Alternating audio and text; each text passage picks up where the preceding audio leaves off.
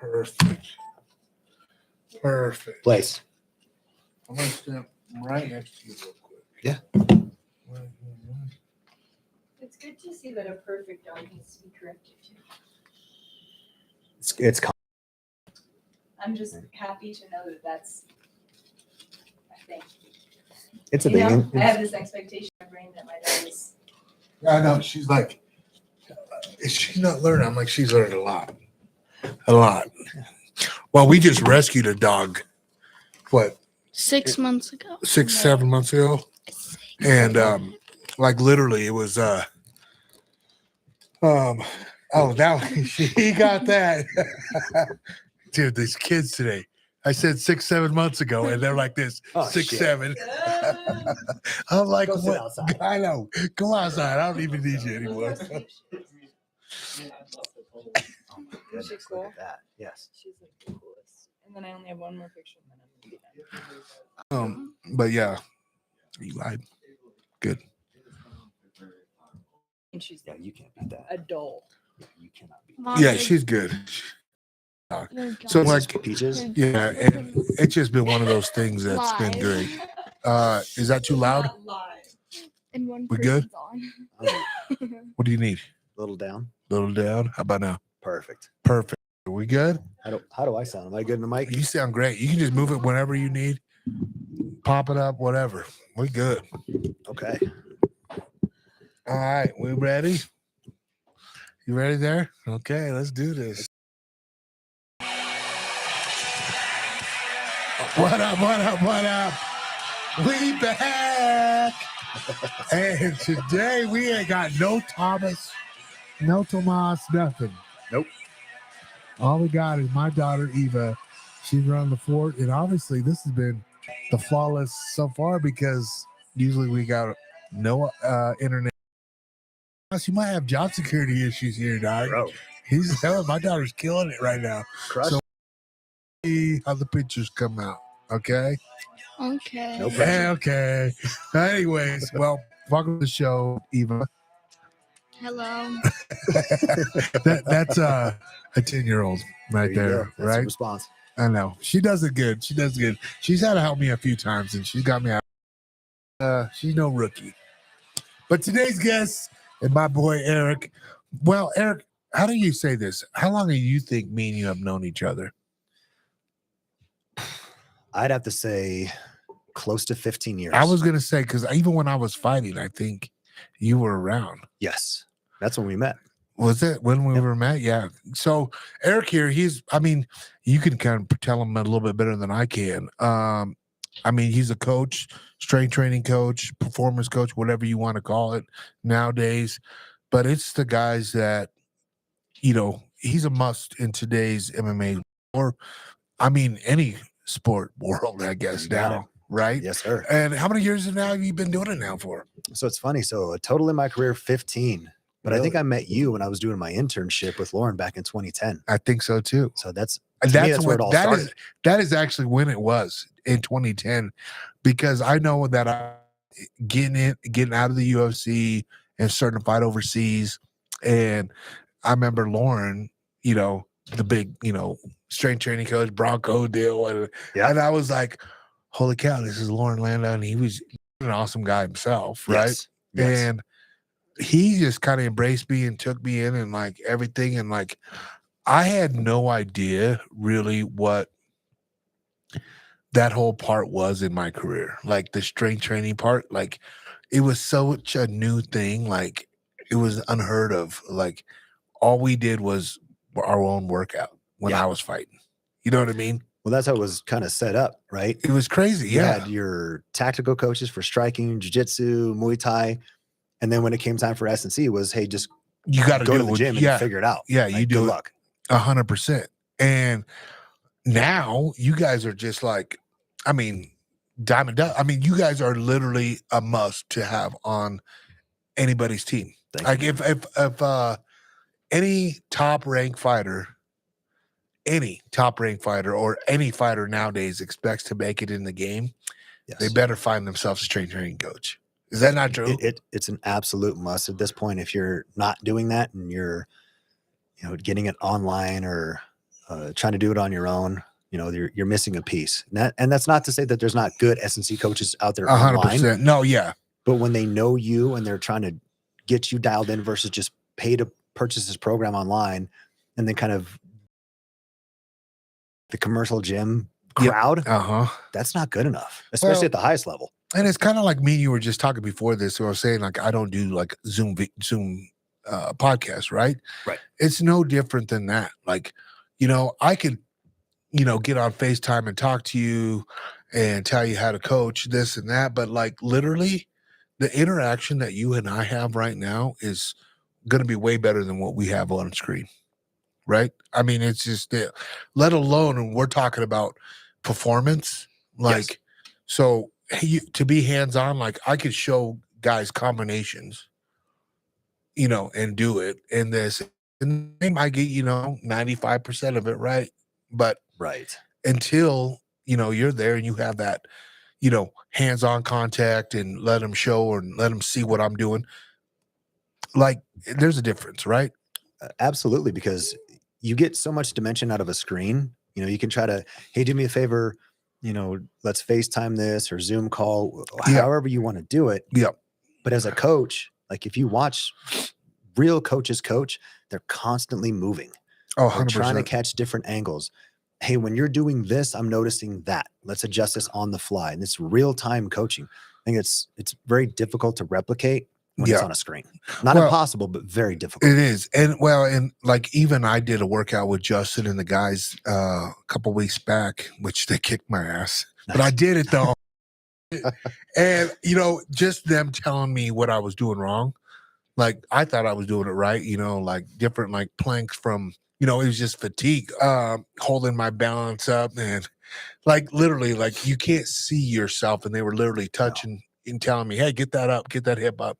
And like doing it right, but I really was failing. Well, you were close. Yeah. Right. And it's not that you were doing it wrong. And I think a lot of people, we look at it so black and white with right and wrong. I'm doing this right, I'm doing this wrong. Well, you're close. Yep. Right. And at the highest level, close isn't good enough. No. You need to be precise. It needs to be exact. And it better have some intention behind it.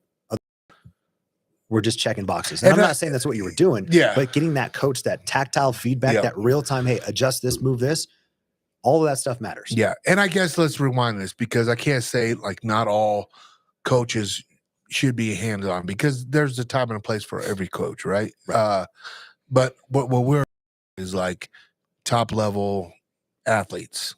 And if you want to be that next level, get a coach. Get a coach, right? And it's just so weird because there's so many different avenues of getting a coach, right? Because you get guys probably from all kinds of experience. Some guys probably come across from playing football. I'm just talking about guys coming in MMA, right? Right. And then guys that played no sports or guys that's never done the whole weight training at all, right? You name it. So you've seen it all. So you kind of got to have to see what you're working with, right? Yes. Not everybody's going to be the same thing. Well, no, even in the groups point, you have guys that came up and they played all of the sports growing up, all the way through high school, maybe even had a college career in team sports, and now they've transitioned over to MMA. And you have the guy and the girl never competed in team sports, right? They have no weight room experience. They've kind of weight room and they've done whatever the person over there is doing or that guy or that girl. And they just try to replicate some things and piece it together and hope for the best. Yep. So everything in between is what we've seen, right? So how do you take someone with a very low, what we call a training age, and get them up to snuff relative to their peers that are in the same group trying to accomplish the same thing? And that's where we started to break things down, right? And let's take, you as an example. If I have you and then somebody else who's never been in the weight room before, and you guys are on the same team at the same time coming into the facility, we have to look at, okay, what is it that these people need? What are their KPIs? Yep. And how can I best serve you and the other individual at the exact same time? Yeah. Because we have to give somebody what they need. Because if I dumb it down, Right. Maybe that's backed up to say, but Yeah, but no, if I that's true. dilute it for Yep. somebody else, that's screwed. Yep. So how do we get a win-win for every single person and just try to educate them really to understand, hey, it's not that you can't do this, it's that you're just not there yet. Yeah. And we have to slow this process and kind of run it through the slow cooker and not just expect to screw you up. Because Yep. we can bullet train this thing, but you're going to be out of here and you're going to be in a lot of pain. We're going to look at longevity. 100%. It's about a career. Like Yep. we're trying to add time to people's careers and their career span in a sport, right? And then after that, and when things adjust, then it talks about health span, lifespan, all those other components. But while you're in that environment of, individual sports, team sports, how can we add days to the calendar, not take days off? Saying that, I always think like, man, what would I have done like different? Like when I was a fighter, like I would have never took different fights or I would have waited to go in the UFC. I would have, I loved all that. But as far as like my training and everything, like we were just barbaric, bro. We were literally like going in there 3 days a week just to knock each other's head off. Like Yes. that's what we knew. Like that was it. The part that I look back now and I see like, guys like Gage, everybody nowadays, right? Like I'm watching everybody's freaking, training and, let alone he has a chef now. People have nutritionists, people get foods made for them. And I'm like, dude, what the fuck? Like this would have been so badass, but I could barely even afford to live at the time. You know what I mean? Like it was such a different time, Yes. and but like my point was like, dude, I remember a couple times I would go to freaking Planet Fitness or what was it, YMCA, just to get a workout in, just to lift weights, let alone I'm lifting weights like a bodybuilder. Yep. You know what I mean? Like I'm just looking just to get strong and, and I had no purpose in the gym, right? I just knew that if I lifted weights, it was good. Well, you know that it was going to help, right? But you didn't have the direction of, okay, this is exactly what we should be doing and timing these things out. And this is what's required today. And this is the type of fighter that you are. And we also have to look at the fact that it's a weight class sport. So we don't want to train like a bodybuilder and get a bunch of extra tissue on the system because then it's going to make the weight cut harder, and the harder the weight cut, the harder more oxygen I don't have. Right? All of it. The harder the cut, the harder the replenishment, the harder the fight. Even all the psychological shit that goes into like, that was a terrible weight cut. Well, was it a terrible weight cut because you just put too much on your frame? Yeah. Well, and the thing about that is like, you really don't even like when we cut weight back then, when we first met, Man, dude, it was just stop eating, stop drinking. Yes. And like, that was just like, we thought that was just the way. Right. And holy shit, were we wrong? Oh man. Okay. I'm going to throw myself under the bus too. Yeah. Right? So in that same vein, so you talk about strength and conditioning for MMA in the early days. Right? When I had first started, gosh, we're going to take a quick trip down memory lane. Yeah.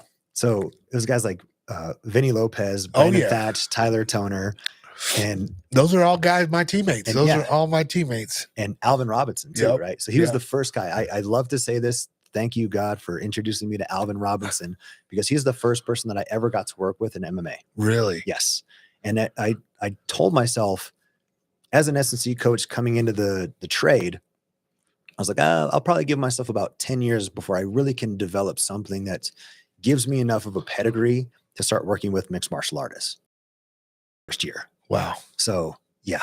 But going through that, you were just like, let's go, let's do it. I had an opportunity. I was given an opportunity with Take Lauren, that shit, right? And 100% say yes and figure it out later. Yep. And that's what I did. But those guys, I would program these insane circuits. It's so bad looking back at it now, but you would look at the context of a fight, right? 5-minute rounds, 1 minute down. So conditioning days, it was as close as I could get to a fight. Brutality of 5 minutes with 60 seconds rest. Yeah. And these guys were just freaking smoked, right? But did they get better? That's debatable, right? I would say in large part physiologically, maybe not, right? Psychologically, that's what I was sure. just They were just they finished juggernauts. Yeah. Yes. But were they physiologically better in terms of sports performance? Yeah, you never know. Oh man. Yeah, I mean, you never know. Like me, as I took like, the way we even did sparring back then was like we'd have like shark bait, someone new each round, 5 rounds, someone fresh on you and just beat the fuck out of us. Yes. But it was like I was more scared of going to sparring day than I was going to my fight. You know what I mean? Like I didn't give a shit about my fight. I was like more nervous. I got Dwayne Logan, Nate Marquardt gonna beat my ass today Yes. because I'm gonna be so tired. And I'm literally like, dude, I don't know if I want to spar today, right? Like, Right. so, but when I did it, it was one of those things where I knew mentally back in my head, my opponent is not going to be tougher No. than There's what no I way. just did, right? So, No. like that being said, I literally, if I would have done your workout, like circuit workouts like that, it would have sucked. But Yes. at the same time, we didn't know any better. The sport was so new and everything. Like just you trying to figure it out too. You were trying to make it as, I mean, that's what we still do as coaches today. Like we make it hard, like the fight's gonna be. Like we literally do. Yes. Because nobody can get you off that stool until it's you. That's it. When that minute's up, it's you getting off that Yeah. stool. Everybody else leaves the cage. Everybody You else stay is like, locked in. that's what I'm saying. Like, so I would have done the same workout you done with Vinny and all those guys, and it would have sucked. It would have been horrible, and I don't know. But I tell you what, by the time I did that, and I would have came to fight, I would have knew I did everything I could in the back of my head. So I'm going to let everything go because I just did it. Yeah. That being said, though, I literally had fights where I would take like short notice fights and didn't have, maybe I was drinking the brown bottle a little too much, right? And I would do this and that, but like I wouldn't put the road work in. So like going into the fight, you're like, oh, I got to get this fight done fast. Yes. The confidence that you don't have when you had, of a full camp and, the training of it, 9-day difference. 9-day difference. And that's what I say. Like, you could do those probably same camp, training sessions for your fighters. I know it's different science now, but like knowing that they're believing you and you're believing in them to do it, a 6 to 8 week training camp, and they're coming in doing the work, dude. That's where it's at. It's funny you say that because I've even had fighters to this day Uh-huh. that they would get off the stool in between rounds. And I had Anthony Smith told me this one time. He goes, I got off the stool and I thought to myself, nothing is as bad as that fucking Versa climber. Yeah. So I know that I get off of this stool and I can march forward, right? Because nothing is as bad as that. Exactly. Yeah. Right? So you've done all of the physiologically taxing. Yeah. And it was so brutal. You're like, nah, nothing. It helps you. It gets your butt off the stool and you march and do your thing. Well, and like when you hear that Versa climb, you're just like,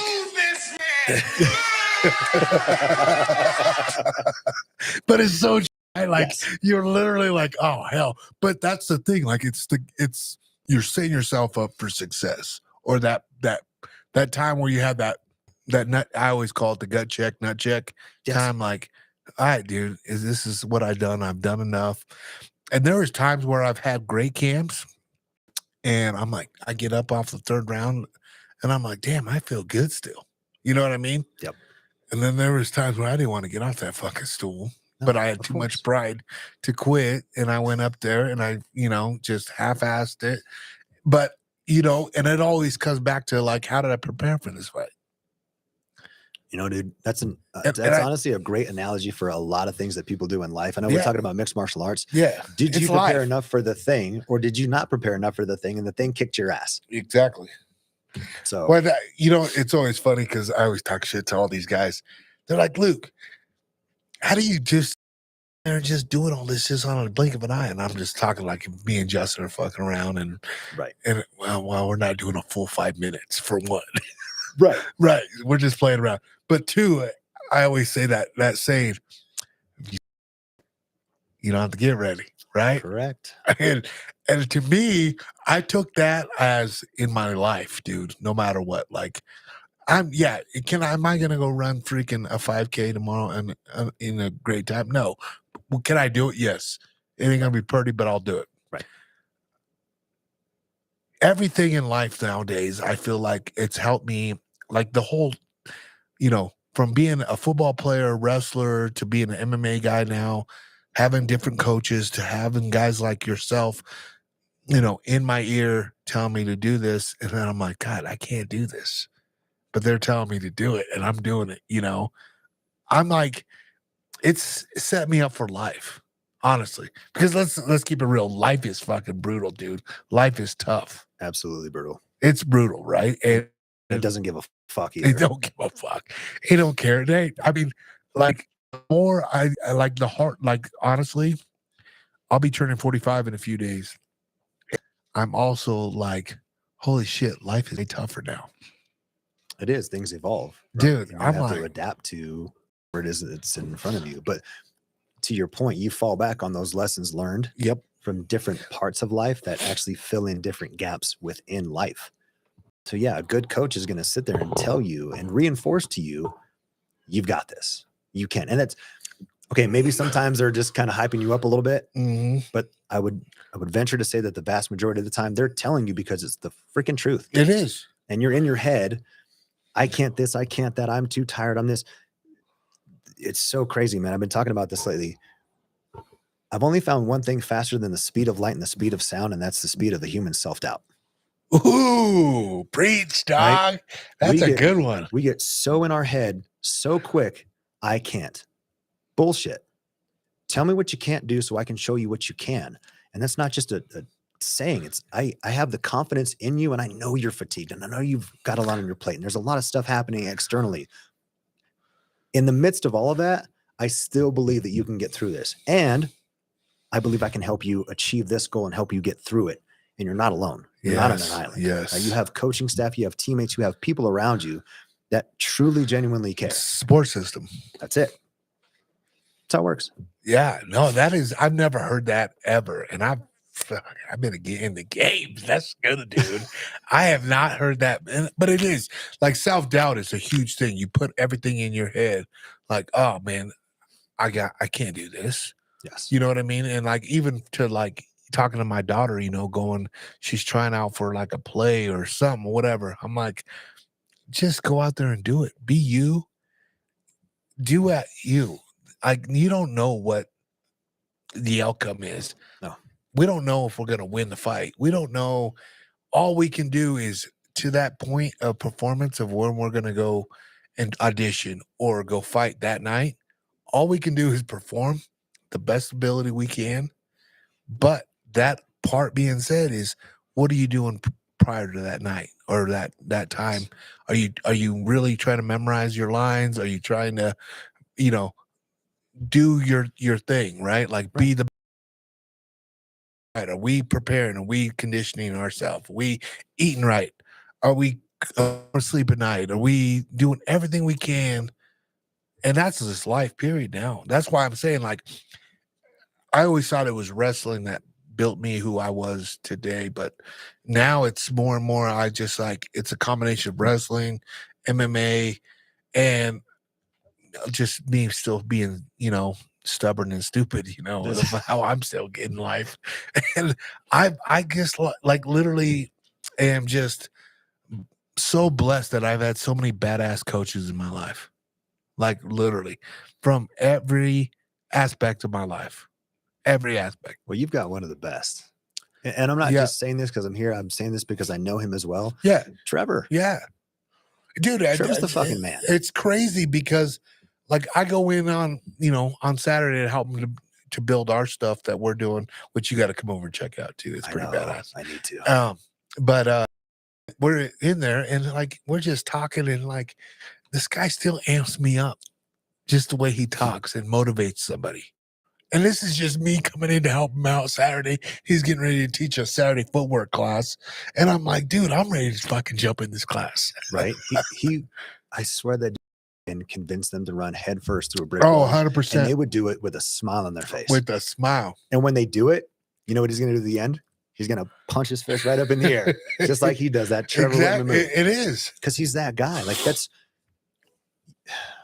you can separate and tease coaches in different tiers or however you want to break them apart. Yep. But the ones that have helped make careers out of people that maybe they did have belief in themselves, maybe they didn't have belief in themselves. Yep. But a phenomenal coach, not a good coach, but a phenomenal will help you get so far beyond where you thought you could go, and not just within the realm of your sport of choice. Yep. Right? You will take those qualities that you've learned, all of the blood, sweat, tears, the ass whoopings, everything in between towards you moving forward in life. And that's right? it. Because at some point, you know, to people that are listening to this, all the athletes, there's going to come a day where you don't wrap your hands anymore. Yep. When you don't put the cleats on. Yep. When you're not putting the basketball shoes on, right? When you're not batting gloves on anymore. It's going to happen. Yep. So then what? It sucks. It's a point that you look at yourself and you're like, damn, this is what I was like recognized to do. Like this is what I was known for. True. In that sorry. Yeah. In that period of time, for sure. So how do you take all of those experiences, those learned experiences, those shared experiences, and everything else through life, and move it on and take that to the next thing? Because there's a transfer of knowledge that needs to take place. Absolutely. Bro, you could quit MMA Yep. tomorrow. I'm not saying you would, but you could.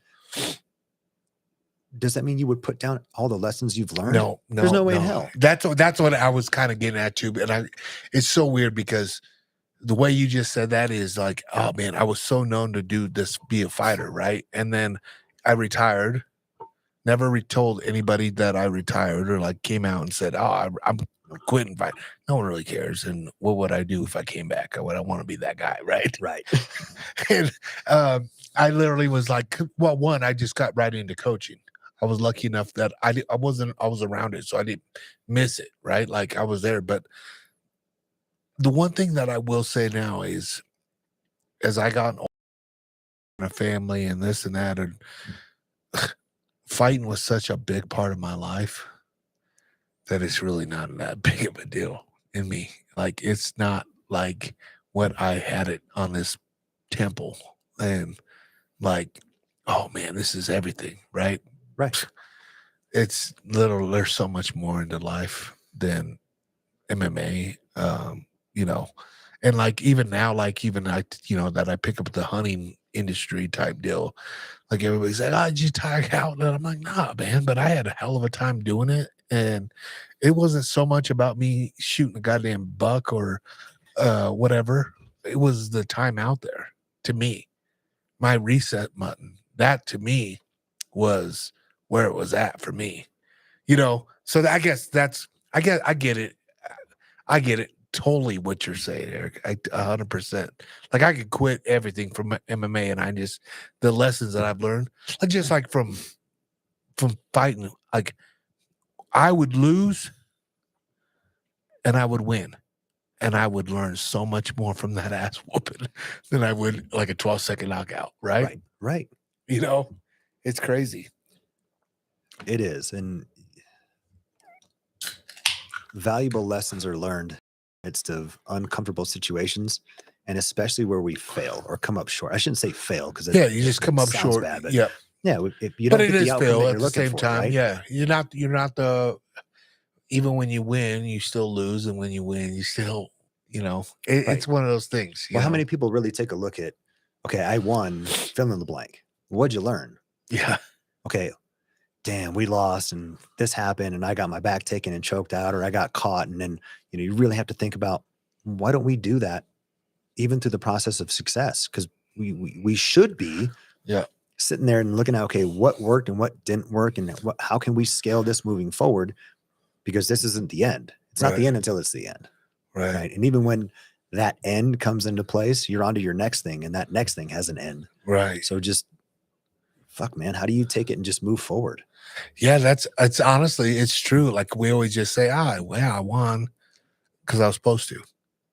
You know, we don't really digest the whole process. Well, And to your point, you know, there's a point in time when you're competing and everything is that thing, that belt, that trophy, that medal, that whatever it is, that pinnacle.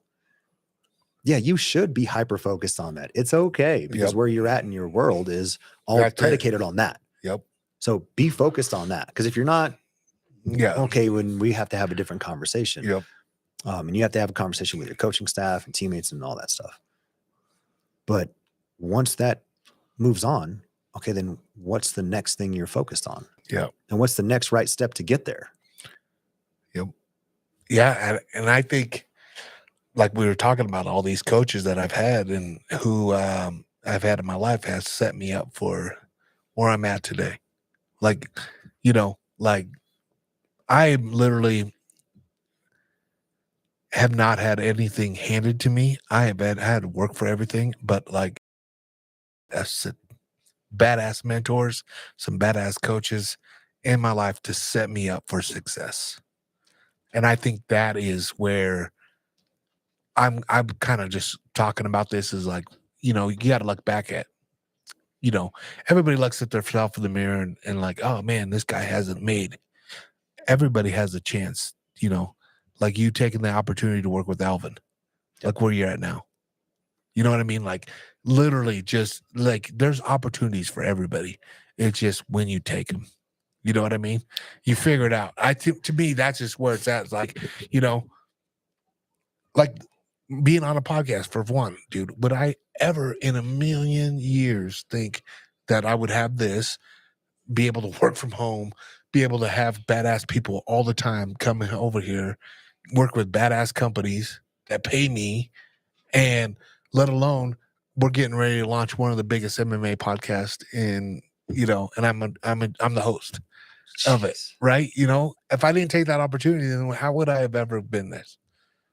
You know, you just got to do it, right? And that's what's kind of cool. Like now, to me, like hearing that story with you and Alvin, although you know Alvin did beat me. Fuck.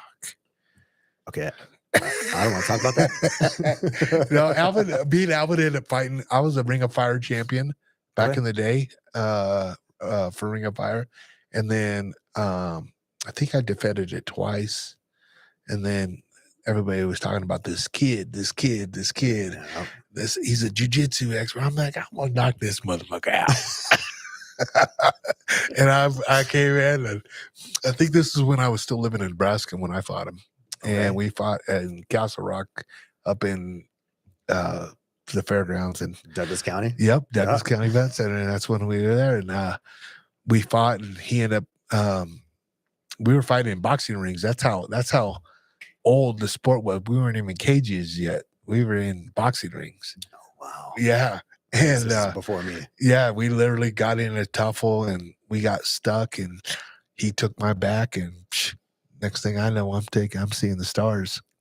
Took myself a nice little nap. He beat me, nasty right? on the ground. And the cool thing was that was what made me move even more up here to start training with guys like him and like, you know, get some really good training. And dude, me and Alvin became like some of the best friends I've ever had out here. Like he to this day. Yeah, there's so many cool stories of you learn something. Dan, that was slick. How can I learn to improve my skill set? 100%. And with open arms, guys are like, yeah, just come out. Yep. We'll train. And, you know, the team accepts you and you just. Yeah, you're not a piece of shit. Don't be a piece of shit. Yeah, exactly. No, it's because you guys are fighting inside of a ring, a cage, or whatever. Yep. Right. So that's where your guys' performance is going to take place. Everything else, it's like, yeah, come train, come kick it. Yeah. Come hang And out. that's how it is, though. Different guys. Even today, it's and look really at the process of where it got you to this point, right? To Yeah. The whole point of the conversation. Look at what we've been talking about. 100%. One thing sets up all these little things down the road, and look at where you're at now. Yeah. Right. And it's so dope. Well, it is kind of like one of those things where,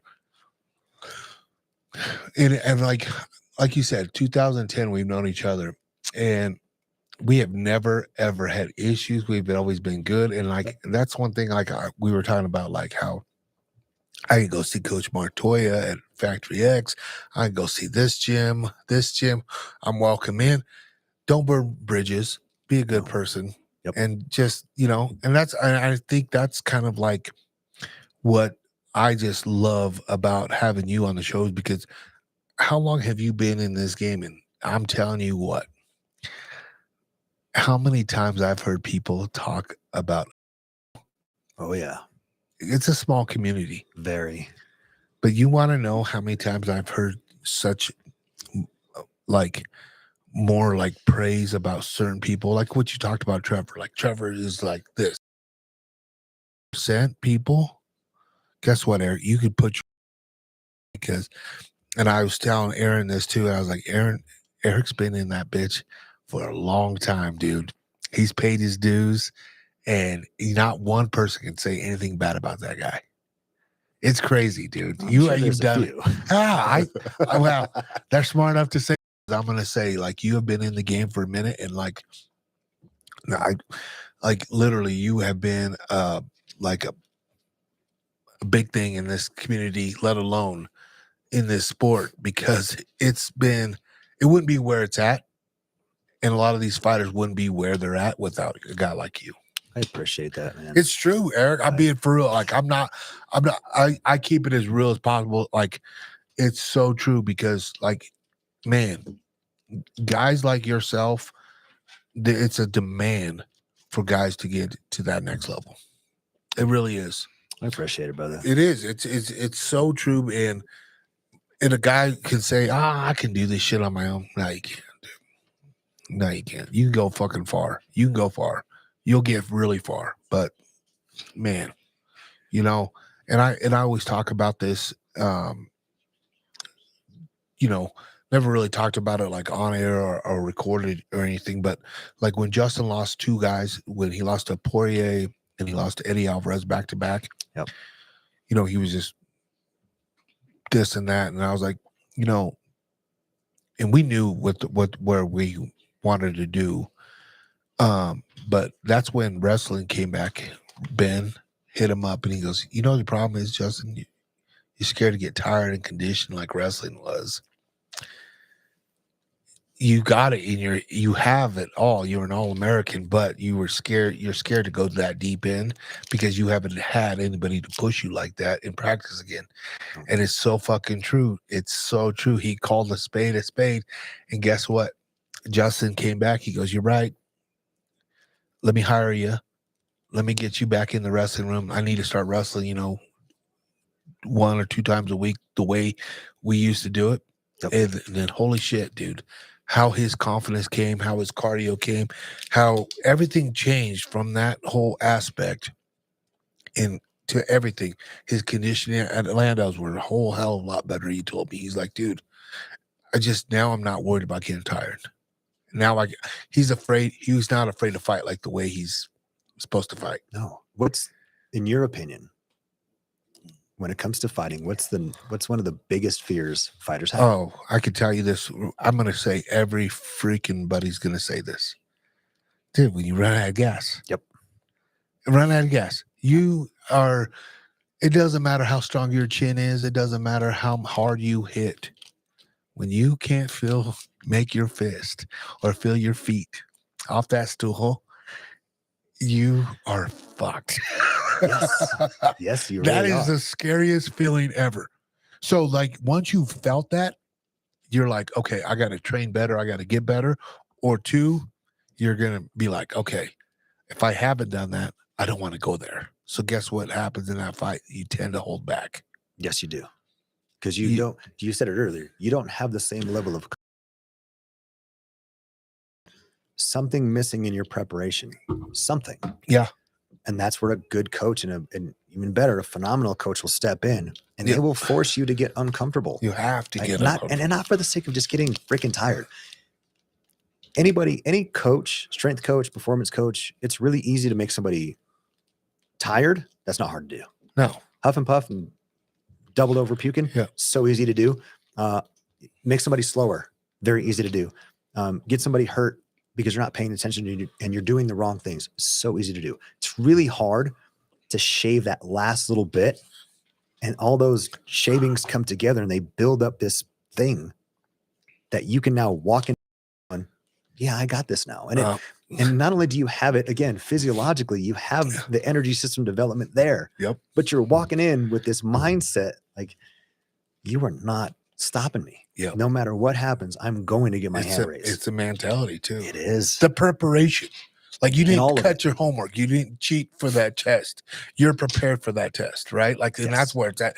And like, that's where, having the right people in your corner, your team that you go in, like how many times do you see fighters a week? 3, twice a week? It's usually 2. Yeah, that's what I figured.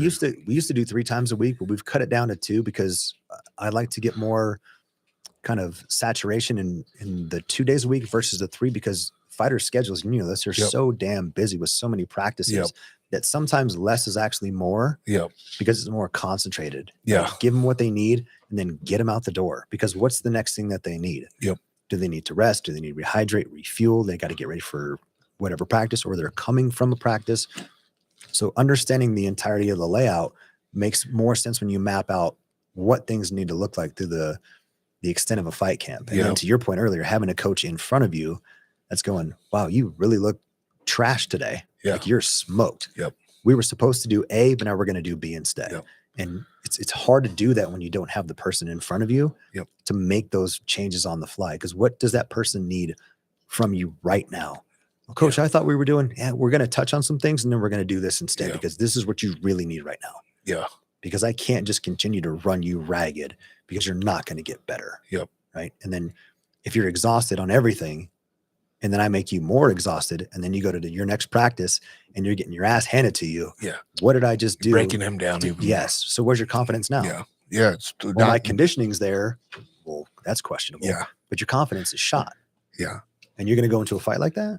Yeah. You can't have that. Yeah, no thanks. And I think that, and maybe this is something I wanted to touch base with you too on this whole, knowing you were coming on the show, is like, you've been in the game for a while now. And from like, being, you see like NFL players to, basketball players, baseball players, MMA guys, the injuries happen, this and that, in all kinds of categories.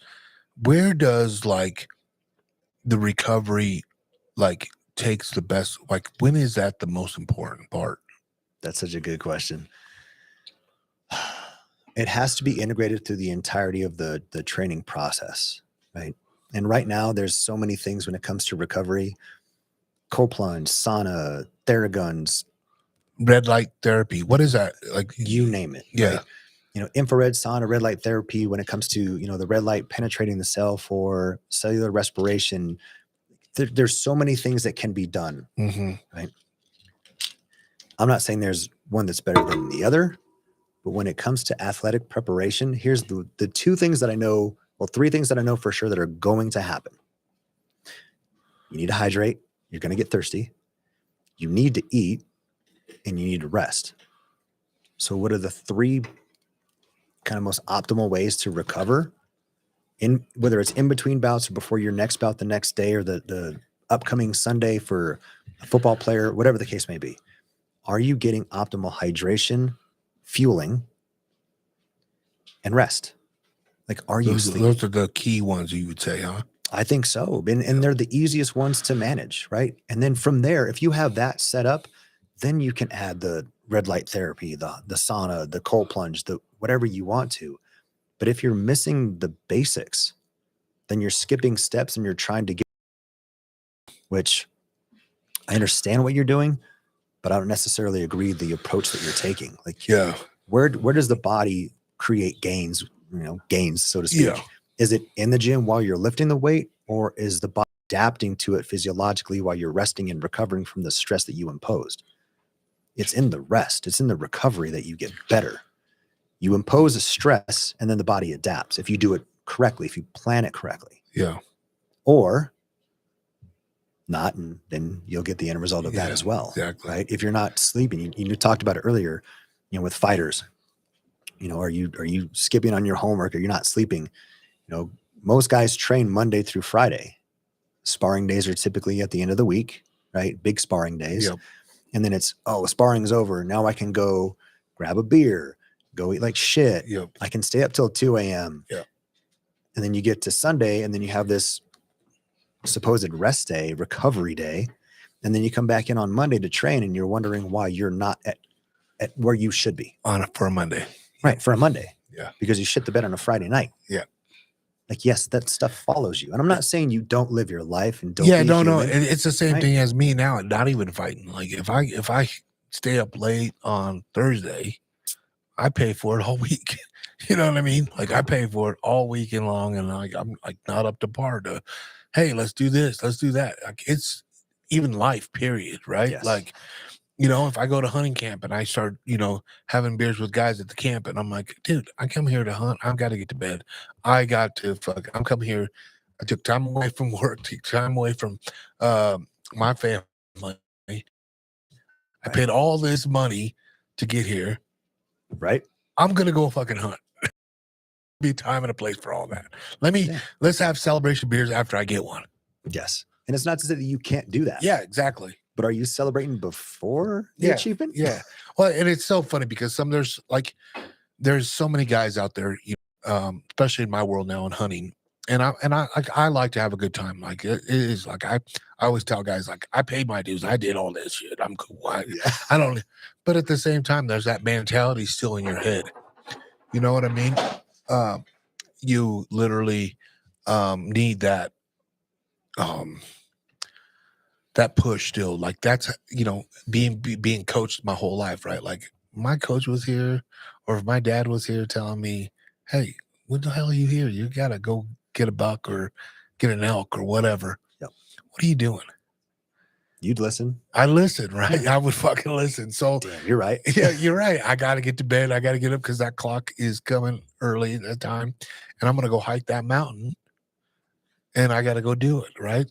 Yes. So, now you get guys in camps and everywhere, or hang out at different outfitters or whatever. You get a variety of guys in camp. You get guys that, hell, this is what they spend their week's vacation on, just to get out of the house, time away from their kids, time away from wife. This is their time. Cool. I get that. Like they could care less if they get one or not. Right. Cool. I have nothing against that.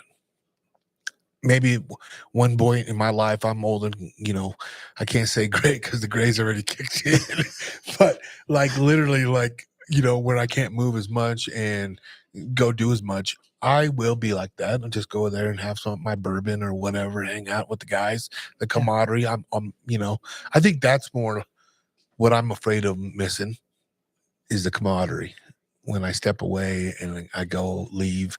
Like, I think, But okay, let me ask you, what do you mean by that? What does step away mean?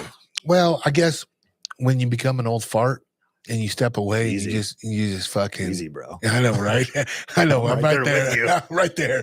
But like when you step away and you're like, you don't go when people ask you, hey, come with us, or go do this event or this and that, and you get stuck in your stubborn ways.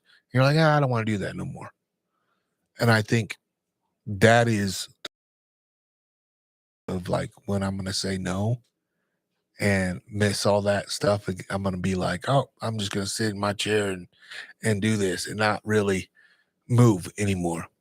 And I think that's the part that I'm more afraid of, the camaraderie. To me, that's what I love majority about everything. Like going, like at Most the work, athletes. probably like at work, right? You don't hate going to work, huh? No, It's love going there. yeah, it's like your place. So fucking like, and that's what I think I love about interviewing or talking to new people on the podcast. It's usually people that love what they do, right? Like they find what that makes them happy. It's never work for me. When I go to the gym, Saturday I had to go to the gym. Like people are like, "Oh, you got to work on Saturday." I'm like, "Yeah, dude, it's not work though. It's like it fuels my fire back up. Like I'm motivated to do this." Like a couple times how many times we had to reschedule this podcast? People were canceling me. My help was there, and I was like, "Dude, shit happens. I get it." Right. But there's a point where I'm just like, "No, we're gonna do this, bitch, now," Yeah. and I'm making this bitch happen.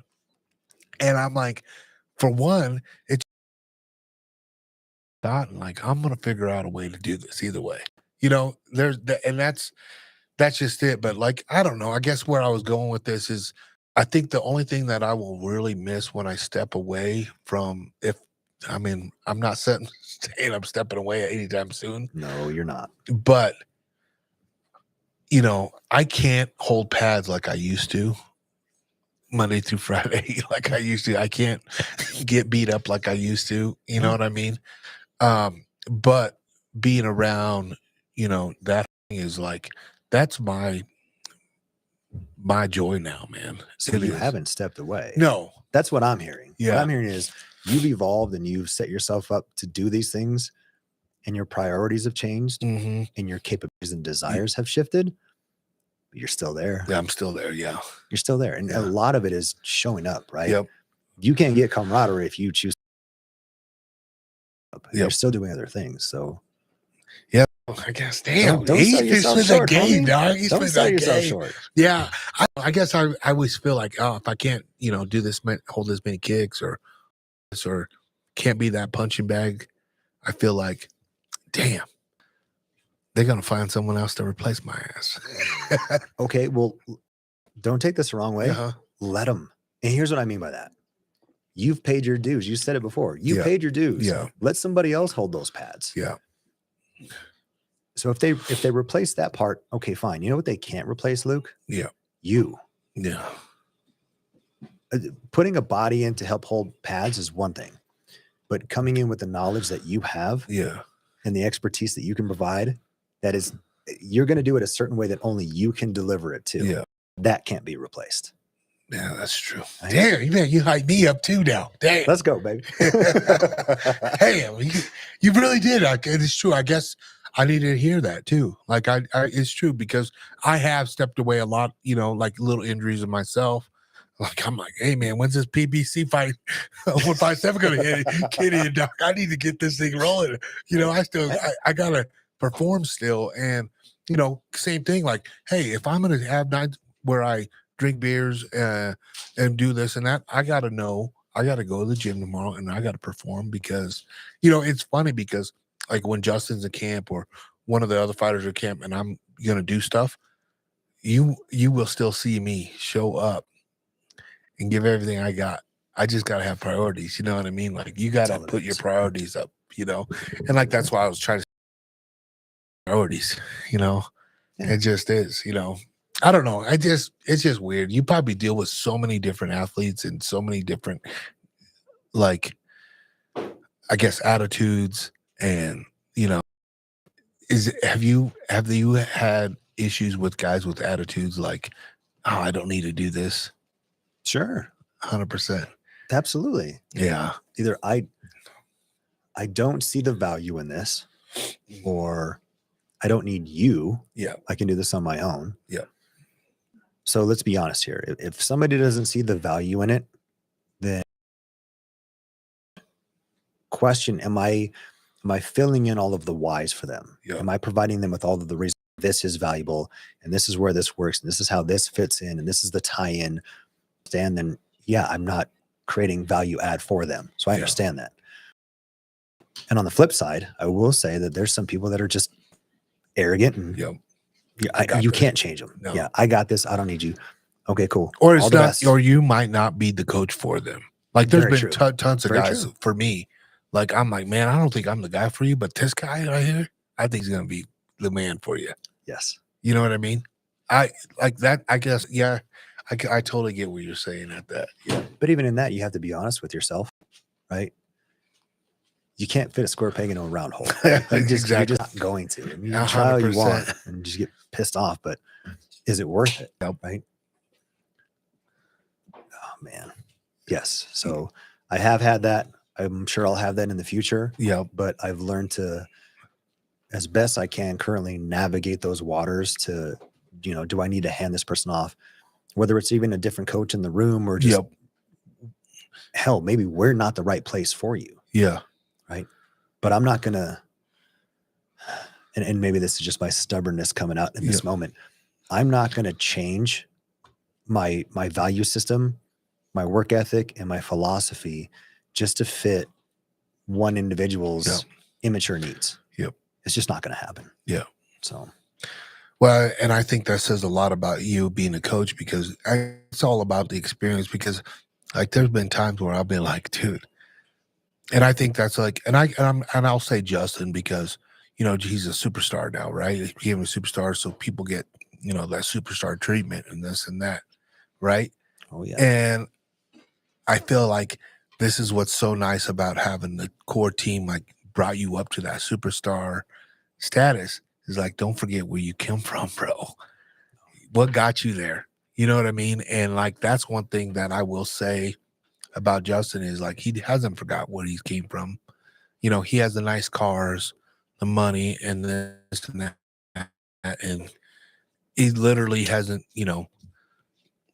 he's still rocking the same team that's been there from day one. You know what I mean? Like, that is what I say has been cool about that. Now, don't get me wrong. Myself as a fighter, I have had to cut ties with certain things to find out what's better for me. Right. And because it's a short career, right? And like, believe me, I've gotten, what do you call it? Fired, let go, whatever, from certain fighters too, because I wasn't a fit for them. That's fine. I want that person to succeed, right? Still, yeah. Yeah. And that's just the point of where I'm like, you know what, bud? You're probably right. The way I'm doing things is not going to probably work out for what you want pampered to me, because I'm not going Right. to do that. No. Find somebody that else will do that, and I guess that's part of being a coach, right? Like, you write this workout because you want the best for them. I'm not doing this just because I'm stroking my fucking ego. I'm No. doing this because been there, done that, and it's been proven that this shit works. Yeah. I tell people to this day, bro. Yeah. I just said this the other day. I don't show up at the gym for me. Yeah. If I start showing up for me, fire me. I'm Yeah. out. Yeah. I have to show up for the people that are in front of me, whether it's an individual, a group, an athlete, a gen pop, somebody who just wants to get better at general fitness, Yeah. Somebody who's post-surgical, you name it. It doesn't matter. I'm showing up to help guide you along this path. Yeah. That's going to be rough and difficult, and we're going to have fun. We're going to laugh, and we're going to get frustrated, and all sorts of things are going to happen. But we're trying to achieve this end state Yep. of whatever that is. And when we achieve that, then it's on to the next thing, Yeah. right? Because you can never be satisfied, or in my opinion, you shouldn't be satisfied. And I think guys like Justin are an amazing example of that you don't forget where you came from, right? And don't forget where you came from, but also don't forget who helped you along the way, Yep. right? Who sacrificed and who, for lack of a better phrase, kind of reached out and pulled you up along the way. Because how are you doing that for other people? And I think that's exactly what you're doing. Yeah. Right. You've paid your dues. You've had all your bumps, bruises, wins and losses and achievements and heartbreaks. Right. Yep. We can go down that road. What have you done to turn around and help the next batch come up? Yep. I think you're doing it now. Yeah. Yeah. I'm pretty proud of that too. Like, that's one of those things where I'm like, I always tell people like, yeah, I made it to the UFC and this has been a great goal, but that was my goal. That was it. I should have had better goals. I should have had like, okay, be a top contender once I get to the UFC, no, not just look for a championship belt or whatever. Set goals, small goals. My goal was, I had so much negativity in my life where people were like, dude, why are you fighting? It ain't going to take you nowhere. Ain't going to do this. My whole goal was, fuck you. I'm going to do this. I'm going to make it to the UFC and I'm going to show you. Well, once I did that, I reached my goal and then I was like done. Right. And that's where I steered myself short. Like, I was like, oh, I thought I made UFC and I was going to be rich. Damn, was I wrong? You know what I mean? Like, Yes. And that's what I know now. Like, I try to tell these guys, I'm like, dude, to be quite honest with you, have a backup plan. Injuries happen. You might wake up one day and you'd be like, damn, I do not want to come and get punched anymore in the face. That does not make you a fucking pussy. No, it's just the way life works now. Yeah. There's going to be so many obstacles. And like, I mean, you get it probably all the time, like with just injuries, shoulder injuries. You got to commentate, how do you mold this workout to this fighter now? It's the same thing. You got to, all the time. You just got to go. But guess what? We're still going to work. Yes. You call an audible. You switch There gears you go. and then you go. You don't just It's so true, throw in the right there. towel. Yeah. That's like You- somebody saying, Coach, I'm not going to come in and work out today. I stubbed my toe. Yeah. The fuck? Yeah. Yes, you are going to. Yeah. We got plenty We're of other fine. things to do. And Right. look, I'm being facetious, but I've got people that literally come in braces, on a scooter, in crutches, in a sling. Yep. I have all of this. It's not available. What about the stuff that you have that is available? Yep. Well, my right arm's in this sling. You still got a left arm and 2 legs. Yep. We can still get to work. Yep. There's ways to work around this, and then we'll take care of the injury part. Yep. And we'll be smart, and we'll work with your physical therapists and docs and all that to make sure that we're not doing anything stupid. Yep. But you have a goal. This is just a minor setback. Okay. I see everything in pictures. Uh-huh. You go on the road and you're like, oh shit, that's right. They're doing a bunch of construction on this street. Right. And it's for a stretch. You know it's going to bottleneck. You know it's going to slow down. You know, people in front of you are going to rubberneck and they're going to look and observe everything else. It's like, would you just go? Right. And it's frustrating and it's annoying and it's not fun, but it's temporary. And then you get to the other end of it and the construction's gone and you're in the clearing and you can just go. Yep. Injuries Injuries are the same way. That's how I look at them. Yep. We got to slow down for the construction. We got to make sure we do this right. It's annoying. It's not fun. Nobody likes it. But when we get past that phase, the street opens up. Yep. And we're good. Like we can gas it again. That's a good analogy right So, there. Doc. That's a like, good one. And it's all temporary. Yeah, It's all temporary. that is true. Well, like, what did I hear? Like, good times last, bad times last, but they don't last forever. No. It's the truth, right? Like that That's it. was like I've learned to take that in like with everything. It's good. Good times, yeah, they're out. You ride them high, but guess what? Know that bad time's coming again, and I'm okay with that. That's why I think I've okay, like I've taken that in life. Like, oh, this sponsor looks good right now. Guess what? They might say, hey, this year we're going somewhere different. Guess what? I'm okay with that because I know it ain't gonna last forever. A new company's gonna come. A new win's gonna come. And like that. What's that opportunity? What they say? One door closes, 2 doors open. Yeah. Same thing. I believe in that stuff so much, and also like karma. I'm a big fan of karma. Is like if you treat everybody right, it'll come back eventually, and it has. You know what I mean? Like it took me a while to get that. Like, oh man, everybody's getting all this cool shit happening to me. And then I stop and look, I'm like, what the fuck am I bitching about, dude? You know what I mean? Yes. Like, what if I, like, literally, like, Yep. dude, I'm just like, what is, like, if you look back at everything, it's like, healthy kids, I got a house. I live in the mountains. I got a 3D range. I got companies that you send me stuff that just, hey, try this out, Right. Like, it's not so bad, dude. I get go. My work is to go hunting now. You know what I mean? I get a conversation, like talk to people like, dude, how cool is this? Literally, like I cannot bitch about anything. Like I can, but what's it gonna do? Nothing. Everything. Nothing good. Nothing good, right? And I think that is like why I think, once you get over like, oh man, why not me? Why not me? Dude, you have probably a lot of things happening for you, just really not taking advantage of it. Step back and look at it. Comparison is the thief of joy.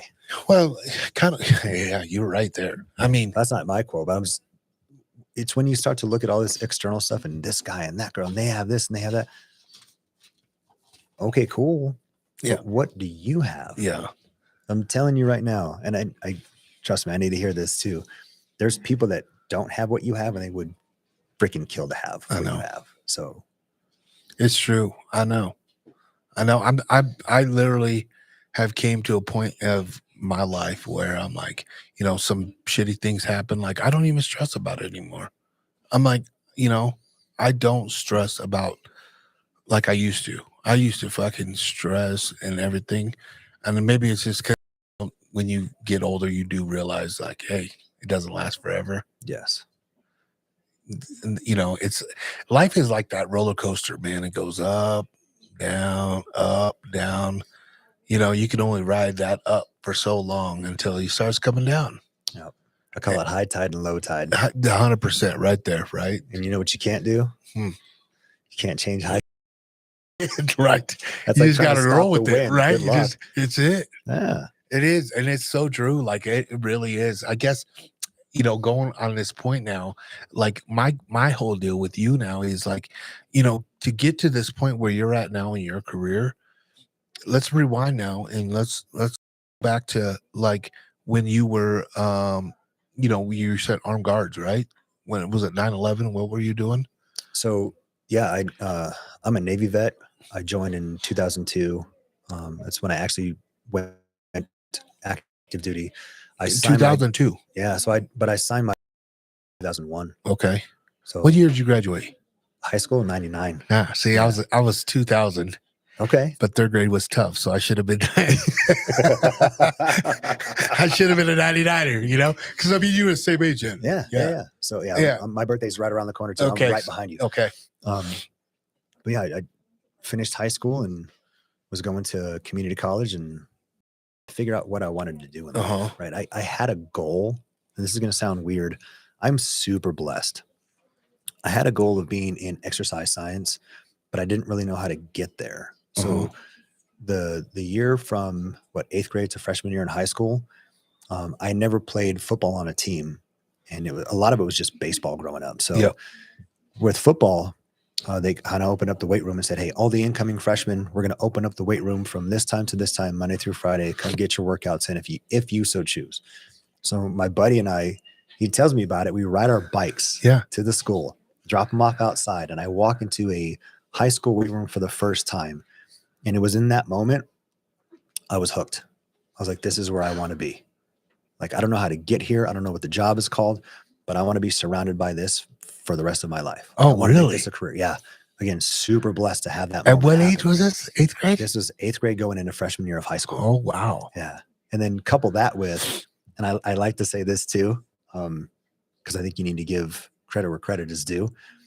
I have 2 older brothers, and they were Okay. always bigger, faster, and stronger than me. Uh-huh. And it fucking pissed me off. Yeah. So that fuel was like, well, I'm going to get bigger, faster, and stronger than you. Yeah. I'm going to show you.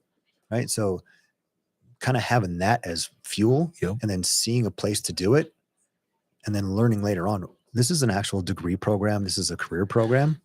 I was sold. Yeah. So fast forward, I'm going to college and I don't know. I'm just trying to get prereqs knocked out. Mm-hmm. Right.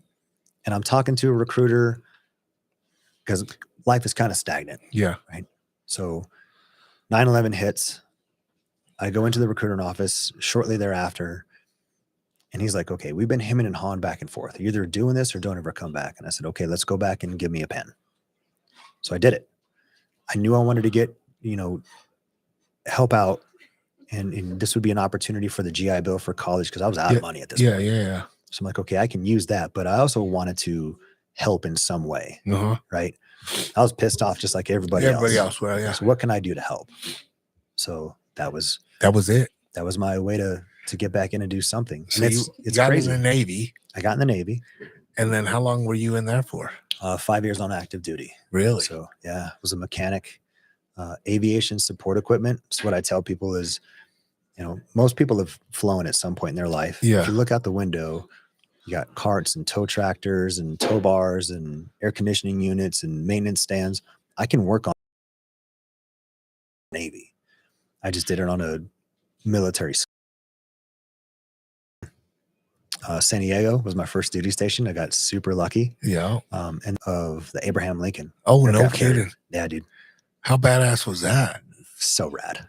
Yeah. So rad. Holy cow, dude. That's crazy. 5 years being active in that. And then obviously you got out. Yep. Got out because I knew what I wanted to do. Was that the fridge? Yeah, it's the fridge. Holy cow, it's going out.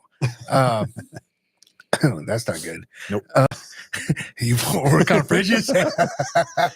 Give me It some sounds tools, like bro. Let's compressor. figure this out. Compressor or something going out. But anyway, so you get it, you serve, and then you just get right back into sports therapy or sports conditioning or what? So Sports science, I should say. yeah, exercise science. of active duty, and I thought that if I went to the reserves, it'd be like a nice smooth transition, like a softer landing, so to speak. It wasn't. I shouldn't have done that, Really? but it was necessary. And here's why I say that. I was on a Buckley Air Force Base because there's this little center for like Navy and Marine Yeah. reservists. And I'm not knocking the reserves guys. I'm just saying for me personally, like, Wasn't it for just, you. yeah, it didn't fill the void and the gap like I thought it would. Mm. So, you swing and a miss. Yep. But I met a guy who had this exercise science book and it was thick. And I was like, dude, what's that about? And he goes, well, I'm getting a degree in exercise science. Downtown Denver. Yeah. And I was like, they have a program?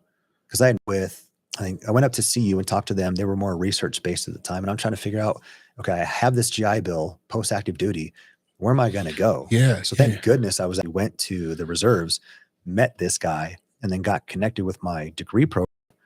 Then from my degree program, part of it was we had to go to these different locations and see, okay, what's sports performance, what's cardiac rehab, what's work site wellness, what's general kind of club personal fitness. What do all these things look like under the umbrella of exercise science? Yeah. And that's where I met Lauren Lando. And when I met him, he was actually not my first choice for the internship. He laughs at this story now. He didn't laugh the first time I told him about this. He was like, what? I was your first? Yeah. So no, I had missed on a couple different opportunities. One, I just didn't have the kind of the requisite certifications yet. So they said no. So, okay. The next opportunity was supposed to be at DU. And the gentleman who was running that program actually accepted a program working with the Human Performance Department with Naval Special Operations.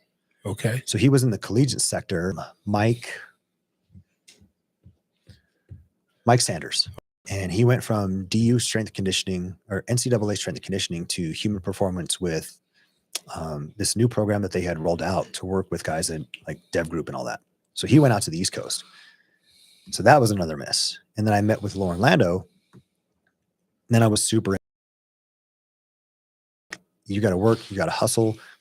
I will leave you. And like, what do I do next? I will leave you. And he did leave me. He was like, we take quizzes. I will quiz you on the fly. And it seemed extremely difficult. And that's where I was like, okay, this is exactly where I need to be. Because I never shied away from the difficult things at the collegiate level. And I'm not going to shy away from it now just because it sounds hard. Well, when it's the harder thing, you're going to get more out of it. Yeah. If you put. Yeah. So I got connected with him, got my internship, almost got fired while I was an intern. Yeah. So yeah, I was asked to review it. This is when DVDs were still a thing. DVD, or he shot a DVD, and the whole premise was, I'm going to shoot this and we're going to record the dynamic warm up. So any athlete anywhere, whether you worked with me or not, you can take this, you can pop it in, you can rehearse it, and then when you're out on the field, the court, you can do wherever, that's your warm up, that's your preparation, and then you can get more specific prep based on your sport. But that's the general warm up. And he asked for some feedback. Myself and another intern, we had been on his hip for just weeks on end. I'm being there. So we go back, we watch this video, we come back and we talk to him, and we started giving him critical feedback upon how he looked on camera. Okay. Yeah. Oops. Yeah. And he walked away, came back, and he goes, I've been doing this for, I think at the time it was like 18 to 20 years in the field. I've presented. I've been coaching my ass off. Who are you to sit there and give me that type of feedback? He's like, that's not what I was expecting. That's not what I asked for. Yeah. So my walking on eggshells there. Bro. Yeah. Oh, eggshells. He asked me to get my stuff and leave. Mm-hmm. He was like, your internship has been suspended indefinitely. We'll figure out if we want to bring you back or not. Okay. So left, talked to the internship coordinator. He kind of smoothed things out, was able to come back, just tail tucked between my legs. Yeah. I just take it on the chin. I screwed up. But he gave me an opportunity to right or wrong. Yep. And here I am 15 years later, and who knows what would have happened, because after that internship was done, I put my hat in the ring. It's like, look, I don't know what the opportunities are like here to work for you as a coach, but I've got no applications. I've got no resumes out anywhere. I put all my eggs into that, and right place, right time. Fortunate it worked out. Wow. So yeah. And then all of the athletes that I was able to see and assist with, and I say assist, like I would do anything to help out, because all I wanted, like most athletes want, is an opportunity. Opportunity, right? yeah. Just give me an opportunity. I'll do whatever. Right. I'll count the blades of grass outside. Yeah. I don't care. Just give me an opportunity. So I would do that, and that built into more opportunities and more opportunities and more opportunities. And Wow. that's where I want to kind of push, like with Lauren not being inside of the walls of Atlanta Performance, with where he's at Notre Dame, strength and conditioning for football, crushing it, by the way. What can we do to kind of bring those opportunities and take those coaches and help provide them with those opportunities to see what you're made of, like test your mettle a little bit. Yeah. Go present, go get in front of people, get on camera and try something, fail a little bit. It's okay. Yeah. Sharpen the sword though while you do it. Well, yeah, I mean, you think back, like, if you did not speak up and say that, like, who knows where that would have landed in? I wouldn't be sitting right here right now. Yeah. That's for damn sure. I mean, you would be different state, different somewhere else, another job landed somewhere. All sorts of different. Yeah. And I think that it also says a lot about you. Like, if you're not going to sugarcoat it either, you know what I mean? Like literally, you got to say what's right. And it literally is bold mood, but yeah, it definitely is. Shows you who. It worked out good for you. It worked out. I think at the same time too, I've had to just take it on the damn chin. Well, and then here's the thing. Like, I've had some pretty badass people in my life, and the people are yourself, like, they haven't tried to better themselves. You know what I mean? And I think, like, getting that, I don't know, how do you say it? Take it on the chin. Like, that shit has helped me more in life than anything. It's a learning opportunity. Yeah. Right. We look at athletics with wins and losses, and we talked about it earlier. You really can derive and extrapolate so much from a loss. I messed up here. I did this wrong. I failed to whatever. I think humans get truly introspective when we lose. We don't do it when we win, or not enough. Yeah. And we're sure as hell not doing it when we're complacent about anything. Yeah. Right. That's when we start looking at all the external stuff and blaming. It's like, no, look in the mirror, be introspective, see what you did wrong, and own your responsibility of your portion of what you can own. Like, that's it. Yeah. Right. Just be accountable. And, as you get further along the road, especially like for men, right? I would not want you to sugarcoat anything with me. I don't want you to put the kid gloves on with me. I don't want you to treat me that way. Just call it. Yeah. It's like you talked about with Justin and the wrestling coach. Yeah. A spade's a spade. Yep. You don't have to be a complete asshole about it at the same time. But you have to. There's an elephant in the room, and he's standing on your foot. You gotta address this, please. Yeah, exactly. You gotta address it, right? Yeah. And that's the problem, is like, people are so good at, like, oh, this much money, this and that, I get paid this much. Well, if you can't speak the truth, then what are you doing, right? Like, you know what I mean? Like, I've literally told Justin this numerous times, dude. By taking a guy down is gonna take away your highlight reel, bud. No, you know what I mean? Not like, at all. It's not gonna. It's just a little bit of insurance. You know what I mean? Just like, and that's just Justin. But like anything, like, hey, maybe do what got you here. Don't forget what you got you here. Yes. You know what I mean? And could I have been, fired from that position? Like, because I talented it is. Luckily, he appreciates the honesty, and like, I'm not trying to sugarcoat it, like, I keep it real, and that's how, like, how the team is. I mean, you work with Factory X guys. Yep. Mark is probably one of the most difficult guys that probably tells you how it is too. He doesn't sugarcoat shit. Straight to the point. And that's why he has such a successful win ratio on guys competing at the highest level because that's how it is. He doesn't fucking, say, oh yeah, you can do that. Keep going that way. No, if it ain't gonna work, then don't do it. Yeah, hey, we need to sit down and discuss this. Yeah. We need to peel this back. This is not working. It's not Yeah. okay. And here's the cool part. And then he's going to tell you a plan that could make this all just go 180 degrees and be better. Yep. Right? It's one thing to sit there and just dog on somebody. Yeah, and say my here's how way, we my can- way, my way. Yeah. Here's how we can Yeah. really, really put the energy and time and thought about this. And here's how we can make this so much better. And it was kind of like when I had Dustin and Kobe on, not so long ago, and we were talking, and he was like, he was in the UFC. I thought he was been in the UFC forever. I didn't realize He was he out got for a released. Yeah, Yep. but I guess it makes sense. That's when he was doing like Glory and all that shit. Yep. I was like, wait, you got released, and then you came back, and now you're having this fucking hell of a run. Like, Yes. bro, I got more respect for you now than ever, because when I got released, I had no desire to come back to the UFC. You know what I mean? And when I say released, fired, you know what I mean? I got cut. I had no desire. I was like, fuck them. If they don't want me, I'm going to go somewhere else that wants me. You know what I mean? Right.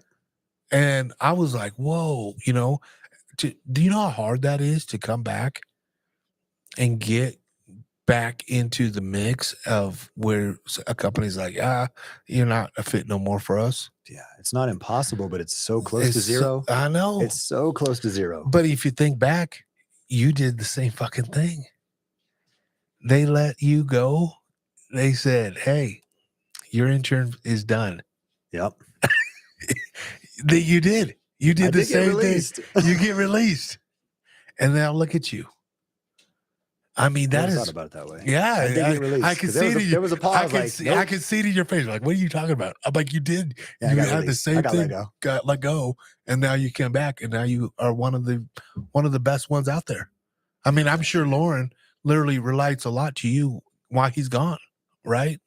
Like he knows shit's gonna be done, like he was there. Yeah. There was a strength coach in many years ago, and he said that's got to be the highest possible compliment. And I said, what's that? He goes, the guy who started this has so much confidence in his managerial staff that he physically left the building. Yeah, He walked away. that's not fucking walked crazy, away, right? but he left to go pursue something. Mm-hmm. And then with Denver, comes back and then moves Again, 2 different time zones, Yep. multiple states away. It's like, yeah, that is a pretty significant yeah, compliment. that's a fucking flex. I'd say that. That's a flex. Because now look at because look at you guys are fucking killing it, dude. You guys are who's who in the industry right now. I mean, this is what would you say? Like pretty much a pyramid of, I mean, if you look anywhere in the United States or the world, Colorado has like some of the best MMA guys in there. And I'm talking Yes. not even just MMA. I'm talking like just athletes, NFL. You got every professional sport possible here, college, To include the Olympic training centers in Colorado. 100% right there. Yeah. So we have so much. And then for a guy to Lauren to leave, I mean, it was probably not too bad. It was probably a lot of time still away when he was there with the Broncos, but he was still, in the same state. Yeah. That's just, he was still down the street. Yeah, down literally. the road. Now you're states away. Now he's Very gone. different. So I refer to this as iteration 2. Yeah. That's it. Yeah. Yeah. So I guess outside looking in, that's how I'm giving you guys a compliment, like all you I guys, appreciate it, man. because like I know you, Aaron, Isaac, and there was a few other guys that I knew down there. What's the black guy's name? Augie? Augie, yeah, Augie. Augie's the man. I've known him forever, and man, that I see Lauren gone, Notre Dame. I mean, he's still doing his thing, right? And to have one of the most phenomenal training centers in America, Yes. and then having you guys all run it, like being a part of it, like that says a lot about you guys. It's special, man. It's a special place to be. For anybody who hasn't walked in or even checked us out, look us up. Come by. Yeah. Because You- it's you just walk not for in. athlete or it's just not for professional athletes. Correct. Yeah. And and I that's- think that's where a lot of people have misinterpreted. Even like me, I was like, oh, this is where the Broncos train, and this is like NFL players, Right. top MMA guys train. But then and I'm like seeing some of these high school kids in here, and I'm like, well, of course, this is awesome. Why wouldn't they not do this? right. So there's a perception. I think sometimes it gets lost that you have to have a jersey. And it's got to Mhm. be your name on the back of that jersey to come in and Yeah. train there. That's not the case. Yes, we have that, and it's awesome to have that. But those professional athletes have professional seasons Yep. that they're playing. So it's not like we have, like right now, if you're playing in the NFL, You're not there. you're not there 'cause Yeah. you're playing. Yeah. Right. When it's baseball season, when it's hockey season, when it's whatever season, even the high school kids. Yeah. When it's that season, They're not there. we might still see you because some of those athletes understand that Yeah. in-season training is still very highly valuable. Yeah. But they also have team practices and lifts and stuff like that they need to go to. So maybe it's not quite as much as we would in the off season or the preseason, postseason, whatever. But our largest population of clients is like 8 to 13. Oh, really? Yes. It's kids. Wow. So we get this amazing window to develop athletic performance by teaching them the simplistic models of kind of how Lauren always taught us was it's like learning how to read. You got to learn your ABCs Yep. and then small words, small sentences, small phrases, right? Paragraphs and so on and so forth. So we're teaching movement literacy to these kids so they can understand that this is how the process works. And when it's so Wow. little, like have fun, let them play games, right? Literally, I can watch a kid play a game and go, this is acceleration, deceleration, change of direction, level changes, rate of force development, rate of force control, Yeah. proprioceptive awareness. And as a coach, I'm thinking all of those things. Yeah. As a kid, he's going, I'm just playing tic-tac-toe on the turf with Right. this little setup where I'm running around and touching these lights Yeah. because this one came on. So I got to run and touch it to turn it off. Yep. I'm like, no, I'm watching your angles of deceleration to re-excel in the opposite direction. And how can you control your center of mass? And yeah, I can get super nerdy and Yeah. all this stuff, but that's what I'm watching as a coach. Wow. But they're thinking, I'm having fun. Good, you should have fun because exercise shouldn't be a punishment, right? It should be this thing that you get really, really good at. Yeah. So much so that it transfers into your sport of choice, whatever Yeah. that sport may be, right? When it transfers, we're hitting the mark. Yep. When it doesn't transfer, we're missing the mark. So when it transfers, and then to your point, I've had kids that were like middle school, high school, all the way into college in terms of their athletic career, and they stopped, and they're done with their sport. And this is one of the highest compliments. I still remember this one day when I came in and I was just being a sad sap, and you kind of sat down and had this talk with me, and you kind of adjusted my attitude, and I never forgot that. And I took that into my college classes, and now I'm taking it into my career, and Let's see. It's like- Life. I don't even remember that conversation, Yeah. but think they it do. is. Yeah. Yeah, they do. Yep. So that's the impact that a coach can have, Yeah. all the way from 10 years old and beyond, right? And 8 to 13. 8 to 13. Really? That may expand a little bit as we've grown, and really, accelerate our growth with our Yeah. client population. But still, man, it's those. Yeah. And then here's another cool thing. I had somebody tell me this just the other day. They said, you know why I love to come to performance to train? It's like, why? Tell me. See, because I can be next to a pro athlete, fill in the blank name, and I'm doing the exact same exercise, not for the same reason per se, but I'm to be here with this person or this group of people, and I'm train. watching them train, and they're not looking at me like, why are you here? They're encouraging, if anything. Yeah. That's awesome. Why do you come here? Why do you train? There's so much, I call it cross-pollination of the camaraderie, Yep. right? I know everybody. I know a lot of other athletes that come in the room. Yep. I know a lot of other clients that come in the room, but I'm not there, and vice versa. Yeah. So when you have that, you create this community of people. So it's not about the jersey on the wall. Yeah. Those are nice. Those are mementos that you look at and go, I remember when. I can reflect on, and that's super dope. It paints a picture. Makes it look pretty. Yeah. Yes, but there's so much more to tell Yeah. because you see these parents and they're like, my kid loves coming here. I Yeah. have a college athlete who she's out of Arkansas right now. And her mom reached out 2 weeks ago and said, hey, she's going to be home for Thanksgiving break this upcoming week. You know, I want to make sure that she comes in and she gets at least one, if not 2 sessions with her favorite person. Wow. Her favorite person. Yeah. I'm like, you guys pick a time. There's 24 hours in a day. I'll make a 25th if I have to. Yeah. Just for somebody like that. Yeah. That's cool. It says a lot. Yeah. Well, it goes back to why I show up to work. Yeah. It's not for me. We have to show up for them. Yeah. And we expect them to perform at a high level with high intent. Yeah. We need to do the same thing. Right. Not every day has to be a red line day. Yeah. Right. You don't have to. Yeah. Oh, believe me, I know. It's one thing. Like, how long have you been doing this now for? 15. Yeah. Have you ever just, oh man, I gotta go in and work? Oh, I get exhausted doing it. Yeah. For sure. And I could do something else. Am I a one trick pony? No. Do I want to do something else? No. No. You see yourself. That's it. Yeah, like this. I was blessed to be good at this thing. Yeah. So why not keep doing this thing?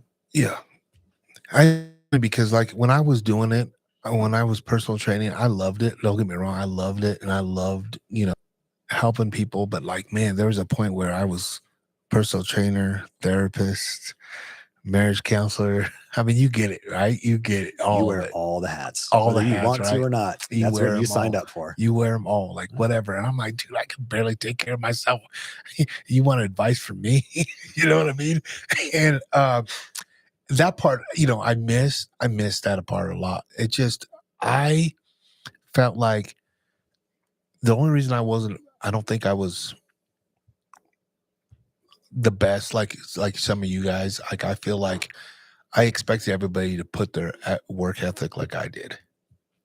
You know what I mean? Yes. And that was a hard like pill to swallow for me. You know what I mean? I didn't care if they were playing, just trying to get back in shape. I put that mentality like, we're going to do this and we're going to do it right. Yeah, for sure. It was tough for me to, sugarcoat it like that. Right. But, we got to tamper it down. Like, they can't do what I'm doing, they're a little older and everything, but I miss that part. But the only thing is I give it all to you guys because, when I was working with Steve S over at Forza and we'd work with some of the Nuggets, Yeah. like that's when I was like, I knew I wanted to work with like a different breed of athletes. Yes. Like, just more my cup of tea. Like, I know I could push them and they wouldn't be pissed off at me like that. Although there was a few of them like, man, let me just pay you and pour some water on my head. There's a few basketball players. I was like, come on, still dude. happens. Come on. Yes. But I'm like, no, dude, this is my job. I'm here to work you out and let's work out. I said, I tell you what, after round 1, if you ain't feeling it, I promise you'll be feeling it after round 1. If you don't, round 2, we'll stop. By then, the work's moving, they're sweating, they're feeling good. They're like, let's go. They're in a different But space. it's just getting them started, a lot of them, But that's like, to me, that was like the hard part. And then that's when I kind of found in love with coaching MMA because I was like, bitch, I know what you're going through. I feel it. I've done it. Yes. I know it sucks, but I would never do anything to push you that I haven't done myself, And to me, that was like the difference. And like, so that's like, I feel like, the 8 to 13, like, or, the high school kids or middle school, like, dude, God bless you guys because that's what makes them all become superstars, good athletes, people in life, period, That's what we're trying. That's what we're pushing for. Yeah. Because not everybody's going to be that 1% that's going to make that, professional, get that contract or whatever. But guess what? They might get a scholarship and now they get that NI money. Shit, that's Right. better. How far can this thing take you? Holy cow. Let's squeeze every possible drop out of this lemon. Yeah. Why not? Why And it leave can any in the start tank? there, It makes yeah. no sense. No It's sense. nuts.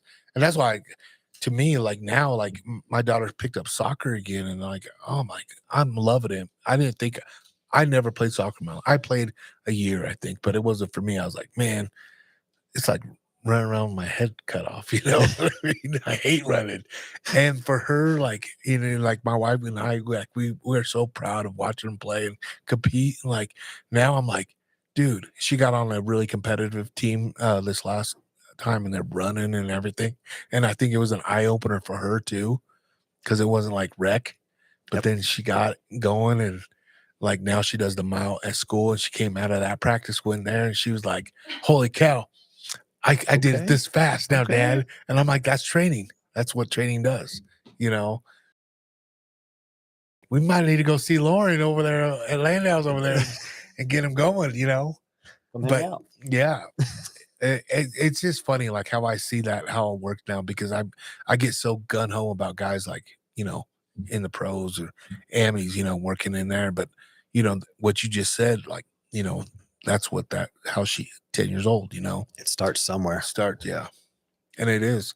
And like when I started, it was all like, hey, just get big, get muscles. And like, there's so much more to it now. Yes. There's a so much science more. behind it, you know. It really is. It is. It's crazy. I love it part because like I never pretend I know something that I'm, you know, I never fake it to you know, I'm good at what I teach and I will never pretend I'm this and that. And I think that's what's been so cool about the coaches that we've had at, you know, Onyx now, and everybody knows their role. Nobody's trying to step over rules. And I think probably you get it too, is like, you know, working with guys like Mark, Team Factory X, and all those guys, and all the other fighters and professional athletes. Everybody knows their lane, and they lead you. They trust in you. They trust. Like, if I was a fighter again, and you're my coach, I'm trusting you with my strength training coach. You know what I mean? And there's probably been times where you'll probably be like, hey, you know, we're gonna fight a wrestler. You're gonna get taken down a lot, and that's a lot of like up, down. Yes. Like you gotta really work that. And there's a lot of pressure on you guys. There's a lot of pressure on you guys, which you guys, what people don't know. Like there is tons of pressure on you guys, you know, because not only are we kicking our athletes' ass and giving them what we need, but then we're handing them off to to you guys to get that extra stuff that we know that we're getting. Like we're gonna do what we do, but ideally, you guys are the ones going to top off the tank. That's what we're trying to achieve. Yeah. Right. It's funny. Lauren would say this all the time. He goes, on the list of people that were, so when a fighter wins, we're not even top 10 of the thank yous. Yeah, I guarantee and I'm not saying we have to. No, right? it's just true. We're not in the top 10. Yep. When they lose, we're top 3 to be blamed. Oh, yeah. Right? I guarantee you. And how many times have people, I don't care if it's LFA, PFL, yeah, any bare knuckle, glory, whatever, UFC. Oh, he's gassed. Yeah, he's gassing. They're looking at who's. Oh man, what was he doing? He should have did this, that, and the other for S&C. And it was oh, yep. Thanks for saying that. Yeah. You had no idea what the fight camp looked like. Yep. You had no idea what the personal issues are behind the scenes look like. You had no idea injuries or whatever. Anything, but they can just. They just can say it out loud because they got a Where's mic. he training? Yep. Like, that's so true. That's a good point.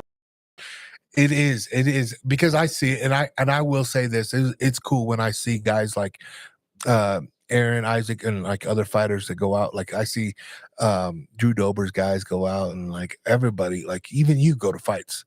I see you at fights when you go watch them perform because you've been with them, and it's how cool is it when they like, and like, yeah, there's guys that lose too, but like when they win and then not even a title fight or in a good fashion, that has to feel good, right? Go perform. It's so much fun. And have your guy walk out in a UFC fight and you're just in the crowd and nobody knows, like, yeah, that's my guy. Like I'm on his coaching staff and he's allowed me to be on his coaching staff. Right. So you take pride in those things. I mean, I remember one fight in particular. It was a local fight. Guy lost and nobody was there with them. I was the only person that sat there. And it was eerie, right? Like, where'd everybody go? Yeah. Like, why aren't we all sitting here like, you know, maybe we don't have the words to offer, but yeah, you got to. Where'd everybody go? Yeah. And I get it. There's other fighters on the card and you got to take care of things. I understand that. But that was a real eye opener for Yep. me to be like, okay, it's cool to be there when somebody wins, because then everybody wants to take pictures and Yep. the after party. So I get it. I've done those things with these Yep. guys, but it's such a smaller population of people that's like, right, it's gonna be a long, Yep. shitty night. Yep. And it's okay. This is what we signed up for. Yep. And it's the truth, because it's always better when you win, but like it's to the point now where like you ride or die with these guys, and it's when it's nice, and when it's gray, it's gonna be gray and cold. And guess what? We're buckle up, because we're there, because it's that roller coaster, There you bro. go. It's We're only back gonna on last it. for so long, right? Yep. And whatever, it's a fast knockout, your guy gets knocked out real fast, or you knock a guy out, dude, it doesn't matter. Like you got to be with your guy the whole time, right? Win or lose, and that's just it. That's it. That's what I honestly like. It's so true that you say that, because when people lose, like people end up losing, oh, well, we're going to let them be, blah, blah. No, they need to be picked up just as much there, They do. even the loss. So yeah, that's all about coaching. Like people don't see it. That's the difference between coaching and like fan base, and that's Are the you a difference. spectator or a coach? Yep, that's the difference. And it's a shitty thing when they come back and you have that loss, but at the end of the day, you're there to support them. You're there for the highs, lows, whatever. I mean, and fighting is such a brutal fucking sport, because there's no team in it. I mean, there's a team, but it's an individual sport out there. So there's individual team nobody sport. like, oh, he didn't pass me the ball. I didn't make the basket. He didn't Nope. make the basket. We lost. It's you. And it's fucking brutal, dude. It's So the most brutal. it's brutal, dude. I mean, because when you walk in there, when that gate closes, there's going to be a winner and loser. You know what I mean? A winner and a loser. And yeah, it's tough, but man, what a good point you have there. Freaking so knowledgeable, bro. So Just- knowledge. I've seen a lot to know that I need to. All the time, I'm sure. Yeah. I talk about that now with like interns that we have, and coaches that have only been in the field for X amount of time. It's like, be continuously curious. Yeah. Like endless curiosity and a growth mindset will take you very, very far. Yeah. Right. And it happens. People get stagnant. We get complacent. Like things do happen. Right? I mean, it's true. It's very true, man. I mean, I guess we can talk about, honestly. I guess here's the big question for you now. As a average person to step in the gym to an athlete, what do you think to get back a healthy lifestyle, get back moving, and let alone to compete? Desire. Yeah. I would say it has to go from this. I have an idea. I have a desire. I have a want. But at some point, you have to take the action step. You have to take that step of, okay, I need to get over my anxiety, my nerves, my fears. I'm going to be judged in a gym. There's so many people there. I don't have this professional resume. I don't this, I don't that. Again, it goes back to that self-doubt piece we talked about earlier. Yeah. Right? Yeah. You have to get past that and go, okay, but I'm choosing to do something for myself to make me better at something or for something or because of something. Whatever the why may be, stick to the why and then let us work on the how. Yeah. Right? The how is get in the car, Get your ass there. get your butt to the parking lot, get out of the car and walk through the doors. Because once you walk through the doors, you've basically non-verbally shown me your level of commitment, right? You want to be here. You're choosing to be here. Even if I should take that back. Maybe you don't want to be there that day. Oh yeah. 100%. Like, fuck this today. Yeah. We all have that. And in spite of that, you chose to show up. Let's make the most of this. Yep. And I hope that by the time you leave, you have a better outlook. You're in a better mood. You're in a better, whatever the case may be. You're not just satisfied, but you're so thankful and happy leaving. You're in a better mood leaving than you were when you were walking in, potentially.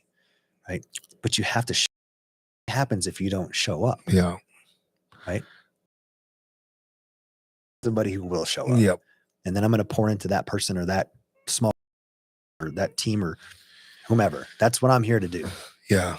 Showing up is half the hardest battle ever. Man, For anything, though, I guess, Yes, let anything alone in just a life. workout. But yeah, you just got to show up. Whether I'm tired of, being a dad, like, oh, they want to play. Guess what? My ass got to show up and Gotta work. show Do up. it. I don't know that. I guess the question I had for you is, being as a trainer, sports trainer now, and myself, 45. I got on TRT and I did peptides. Mhm. I know what I felt like, but what is your take on all this stuff? So I think it's very individualized. I think that anybody who's interested in hormone therapy, peptides, any kind of therapy, like go seek professional advice Mhm. from people that aren't just going to say, how should I put this? Put your card on file and we'll Yeah, just send you send whatever, it, yeah. right? Like what? This is not a magazine subscription. Like this is a health. Mhm. This is a desire and a goal for my health that I want to improve upon because my hormones aren't functioning optimally, and my sleep is off, my motivation's low, my whatever the case may be. Maybe just maybe talk to somebody who understands the endocrine system and start to ask some questions so you can get a better understanding of what's going on. So then you can determine, well, is this the appropriate route for me? Should Mhm. I be on this? Should I take this? Maybe I should cut this thing out of my life that's murdering my testosterone levels, Yeah. right? Whatever that may be. Peptides. A lot of folks are coming back from injury. And that's the big thing is you got hurt, get on peptides and let that help. Understand what you're putting into your body, just like you do with anything else, Yeah. right? Don't just run out to like find the magic bullet, Yeah. right? Yeah. The Yeah. magic pill, right? Back in the day when I was a kid, when we were kids, Yeah. there's no magic pill. No. Well, there kind of is now. Yeah. Right. But is it doing Yeah. what it's saying that it's going to do? Yep. And can you just take that and do nothing else? I think that's kind of the next iteration in this whole process of therapeutics. Well, if I just take this or put this cream on or inject this, then I'm good and I don't have to. That's not the case. That's not the case at all. Not the case at all. Like you still have to put in work and you can't replace the work piece. Yeah. Like, it's called a workout for a reason. Yeah. And I think that's kind of where I was at when I got on it. As I was at the point where, dude, 1:00 would come. Just poop. I mean, I would do training camps with Justin. I'm like, all right, I'm gonna eat good. I'm gonna cut out booze. I'm in camp, dude. It was just like hell. So finally, they're like, dude, go get your test. And I was down really low. Did that, and then like I've had injuries my whole life, right? Like I'm just like, okay, I got to deal with it, right? I can't do Yes. this much. Then I was like, okay, let me try this. Now that I've done all this and I've done it, the one thing I want to know is maybe you could tell me, and this is something I could talk to them people that I work with too. Yeah. I feel like once I quit taking it, like the peptides and stuff, I thought it was supposed to help heal it, but I feel like maybe I need to stay on it, and that's like not something I wanted. Yes. That was, a lot of deal breakers for a lot of people, and I get it, but for it now. So if it's a shot a week, guess what? I'm going to do that because every week I know I'm going to show up for my wife, show up for my kids, show up to do my job, show up to the gym every day. I feel young again. Right. Right. And so that was the easy sacrifice for me. But like now, like my joints and everything, like, man, maybe I should not have done that, or now do I have to do it all the time, like every 2 months now, or what? That's the shit that I wish I would have, read up more about. Well, okay. So I'm going to answer your question with a question. And this is something that I've thought about. Mm-hmm. So you get on tests, you get on peptides, everything starts to feel better, Mm-hmm. right? Yep. Your mood, your energy, your stamina, all the things. So don't you consequently have a higher output? Oh yeah.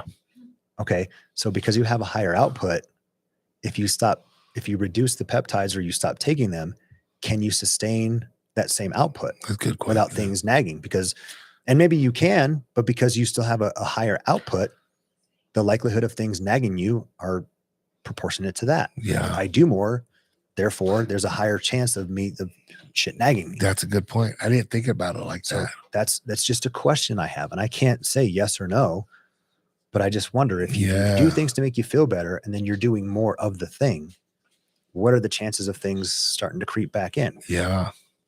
Good That's point. my I never question. I thought don't know. about it like that. Because maybe it is because I am, oh shit, I feel good today. I'm gonna throw a couple more weight on that, and I'm gonna do more rounds with Justin. Blah blah blah. That's my point. Yeah, you're right. So Yeah, is that a consequence of just doing more? That's fucking very I don't true. know. I don't necessarily think that, oh, I stopped, now I feel like crap. No, you stopped and then you were trying to still have that output, Yeah. and then things were barking. You're like, well, and I guess I would think about it this way. Because of my output, should I utilize this tool versus, oh, see, that's proof I need it. Mm, Whoa, easy on the yeah. needs part. Should you? Because of what your athletes are expecting of you, like Yeah, Justin, right? Yeah. And this is a big one. I need to be ready for him. I need to do as much as I can for him, Yeah. and I need to make sure my output's high. Yeah. Okay, I get it. That doesn't mean you need to do it for the rest of your life. Yeah. That means there's this short window that you may need to do that for you from an output standpoint. Yeah. Good Right. call. So I'm glad I asked you that because you made me think about it like different. Because it is, because I do more, take more kicks, more sparring rounds, more this and that. I literally didn't look at it like that at all.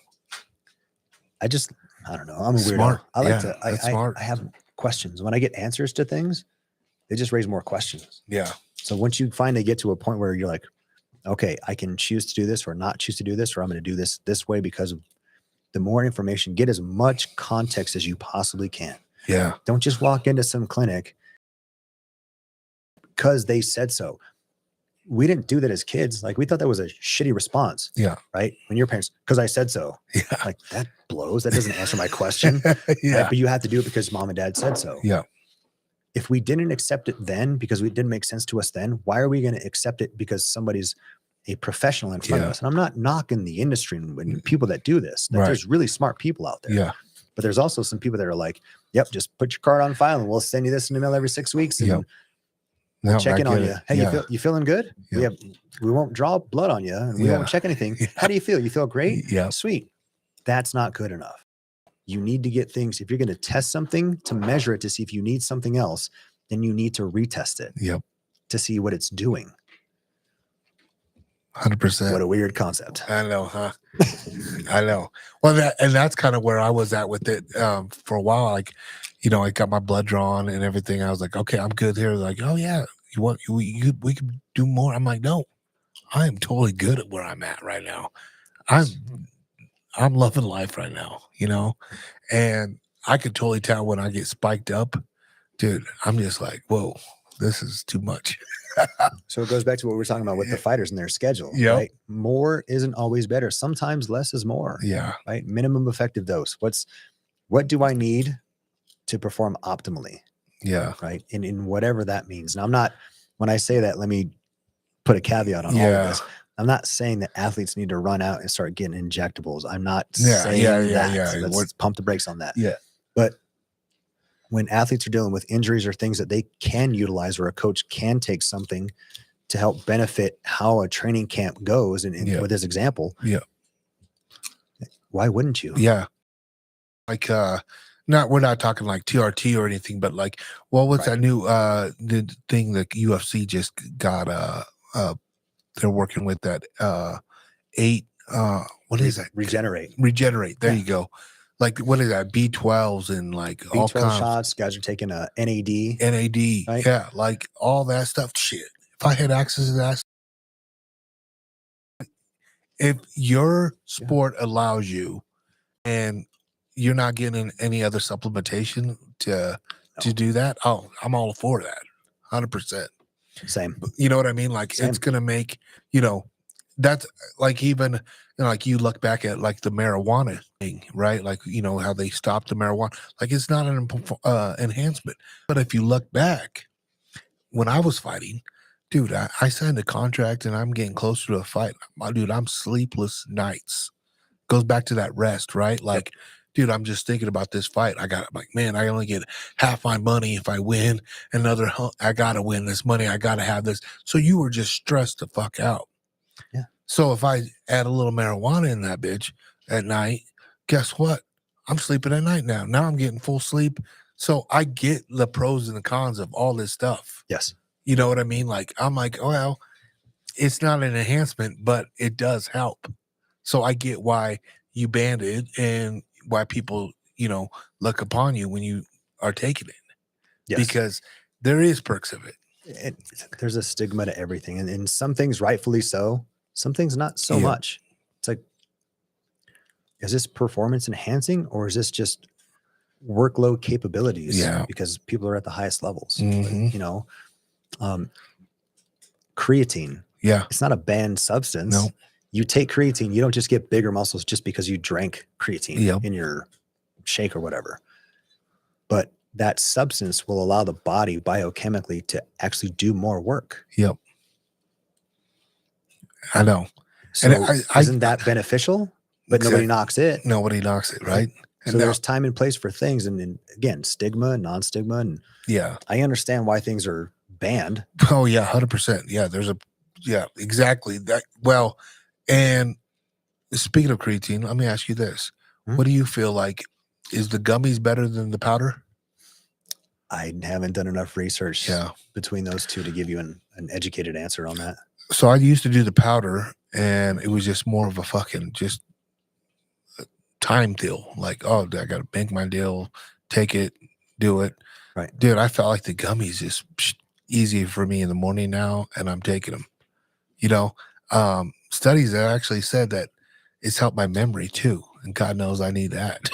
So they're doing a lot of research on like an increased dose of creatine and what it's doing, the benefits of health, Yeah. memory, cognitive benefits. Like it's crazy, it's right? pretty awesome what they're finding. It actually motivated me to start taking it even more now. Like, because like, honestly, like there would be times where I'm like, I don't remember shit. And I'm like, dude, holy cow. So I'm all about it, muscles, and I want, obviously memory. So I'm taking it.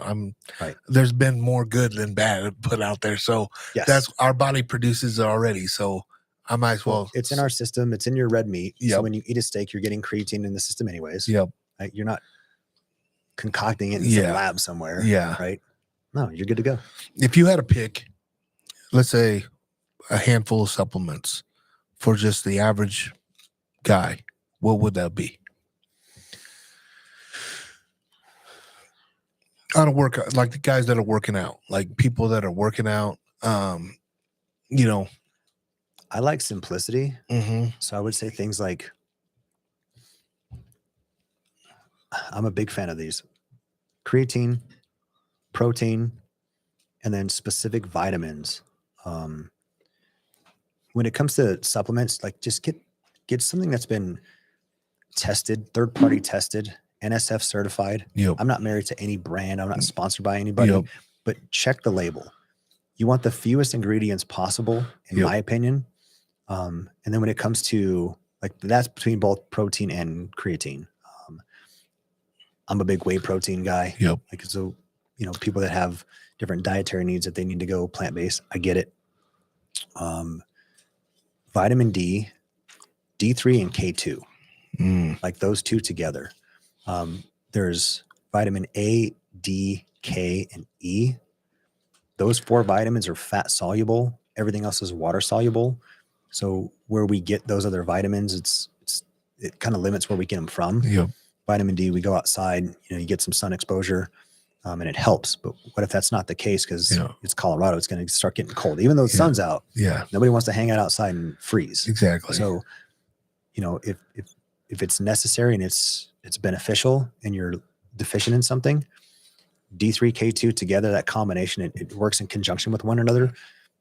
I mean, man, bone health, delivery systems for natural occurring processes in the body. Like, I keep it very simple. Yeah.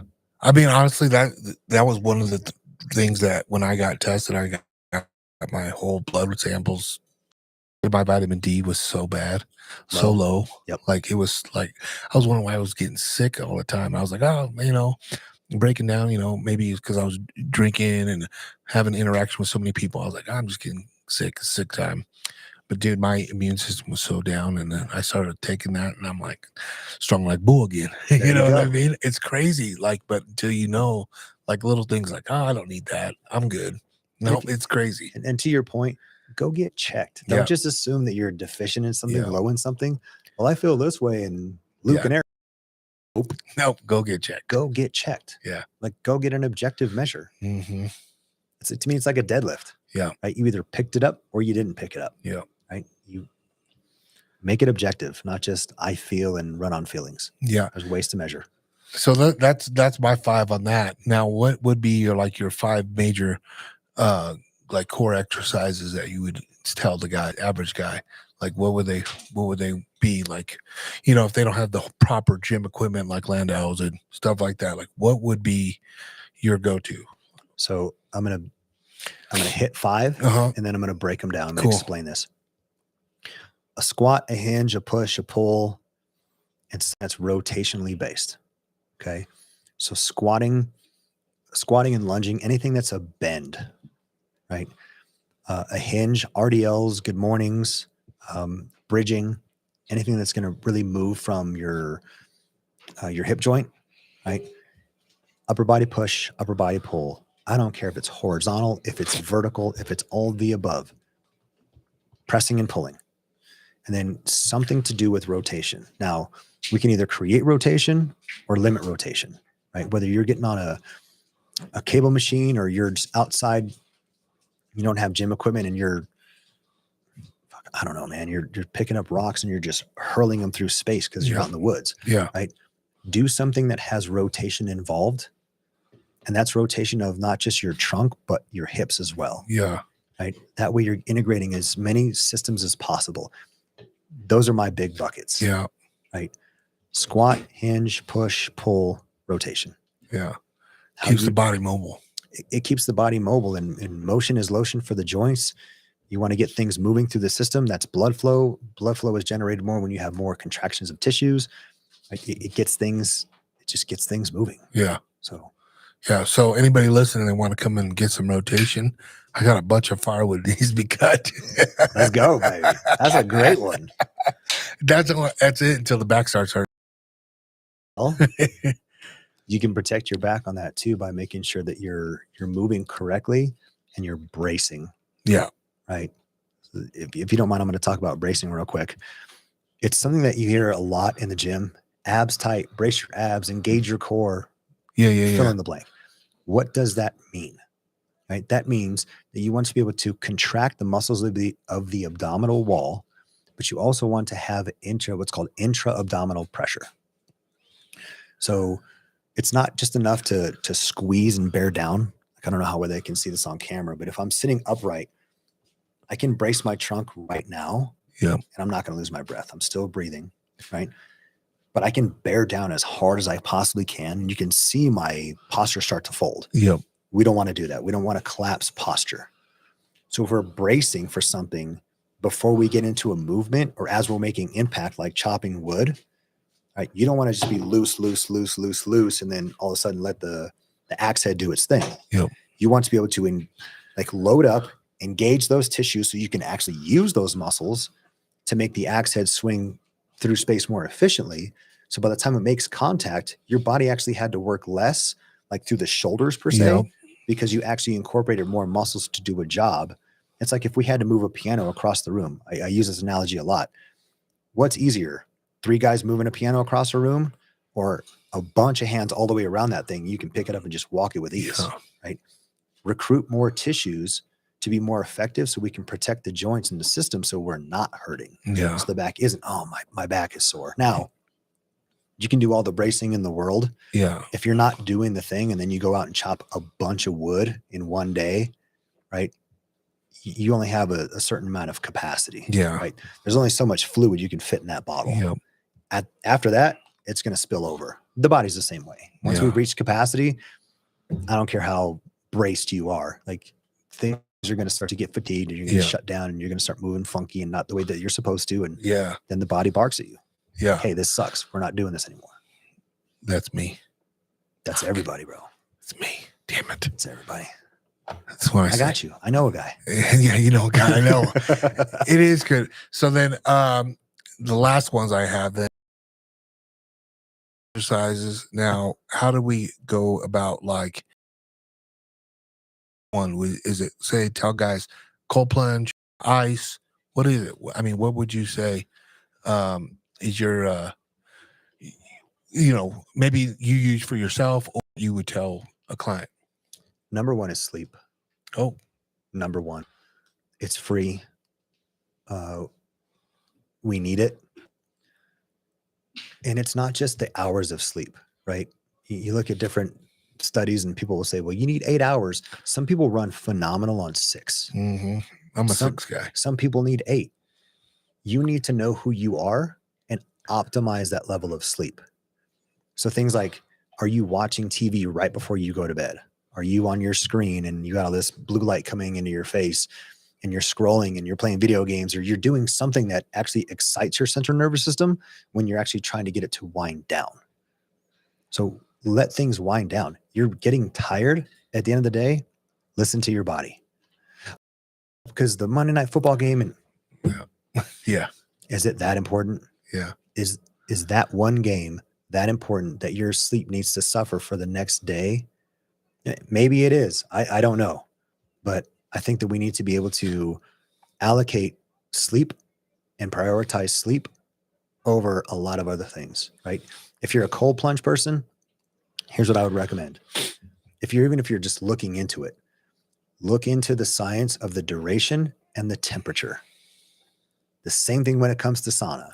Is it infrared? Is it steam sauna? Is it 20 minutes? Is it 5 minutes? How many days per week? Like, use your resources to figure out what you are going to need for you. Because there's a lot of people that I think that just jump into something cold or sit in something hot and they think that this is just the natural benefit. Yeah. That's the same approach people are taking by going to the gym, not knowing exactly what they're doing.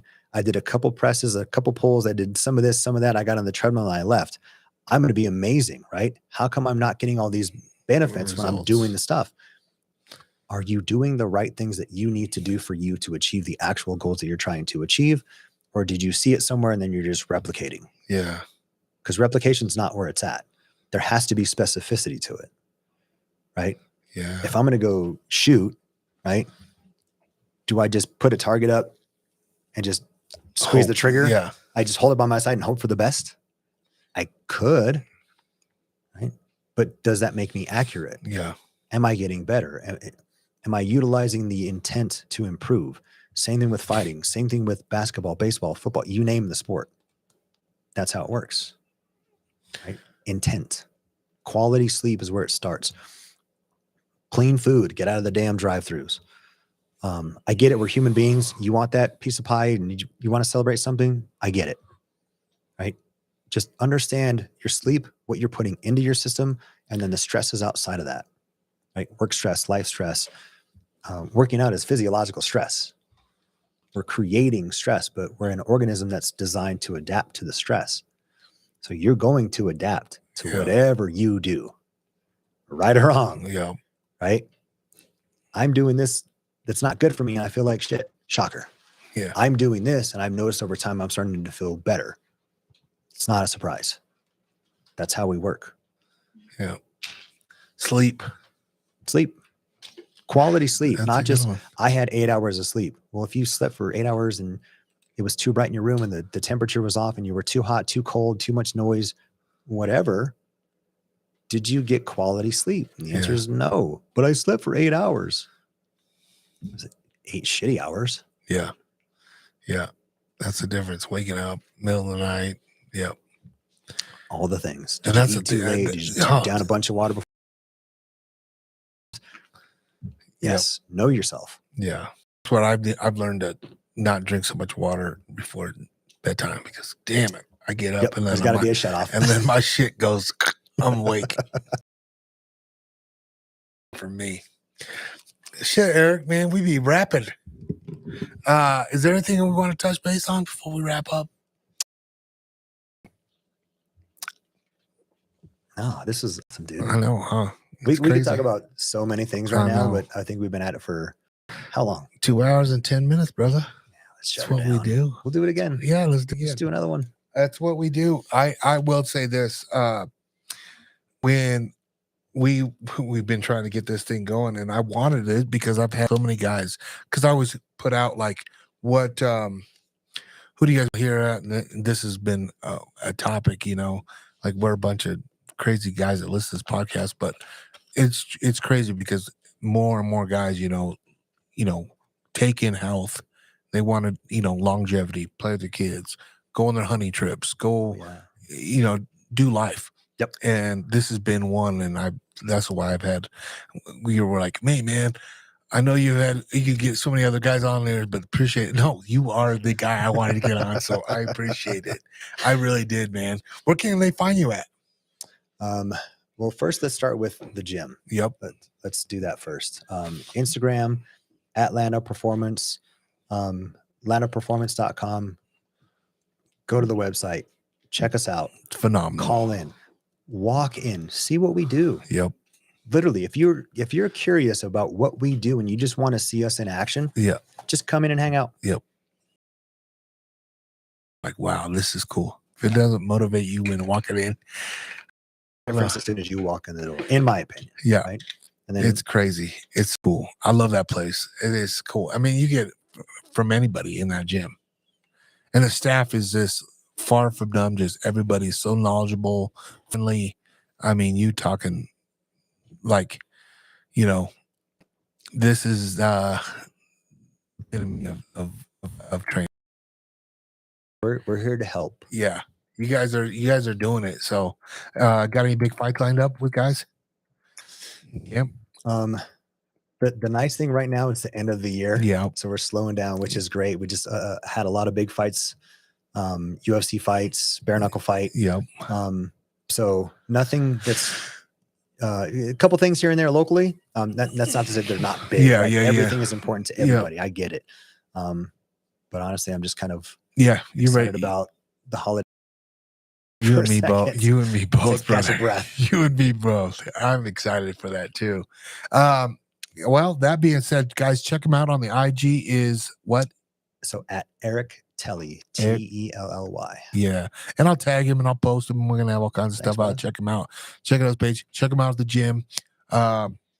Yeah, man, I cannot tell you. Appreciate coming all the way out here. Yeah, I love it out here, dude. Well, you're Anything that welcome gets me back. outside of the city, Yeah, I love it. He said, right? Yeah, Yeah. So thank you for coming all the way out here. 100%. My wife goes every day, or pretty much every day, all the way down to the hospital down there. God bless her, right? Which one? Which one is it? I'm at Andrews. Andrews, yeah. Okay, yeah, I know exactly where you're at. Yeah, that's a haul, huh? Yeah, that is not down the street. Yeah. 15 miles. Yeah. Yeah, Crazy, right? yikes. I know. Yeah, I get it. Dude. I'm like, holy moly. Yeah, this is nothing, dude. This is an easy trek. All right. All right. I love it. Yeah. Well, you got to come back out. In the summertime, it's way fun around here. It is fun. I definitely, because I know you got that 3D archery Yeah. range out there, Uh-huh. and I've got Bobby Marshall loaning me Yeah. a compound bow. Okay. So Oh, really? yeah, let's shoot. Oh, heck yeah. Pistol, rifle. You like bow. it, huh? Yes. You do it all. Oh, I'm about that life. Yeah, let's do this. Yeah. Okay. All right. Yeah. Well, then that'll be the next topic of the next one we do. Heck yeah, we'll get you out here shooting for sure. 100%, Bobby's bro. awesome, huh? Dude, he's the best. He's so cool. Golly. He's so cool. I was pretty impressed, man. He went all the way out there for Chris's He did all fight. the way to Rome, Italy. I know, that's cool, man. What an awesome That dude. speaks volumes.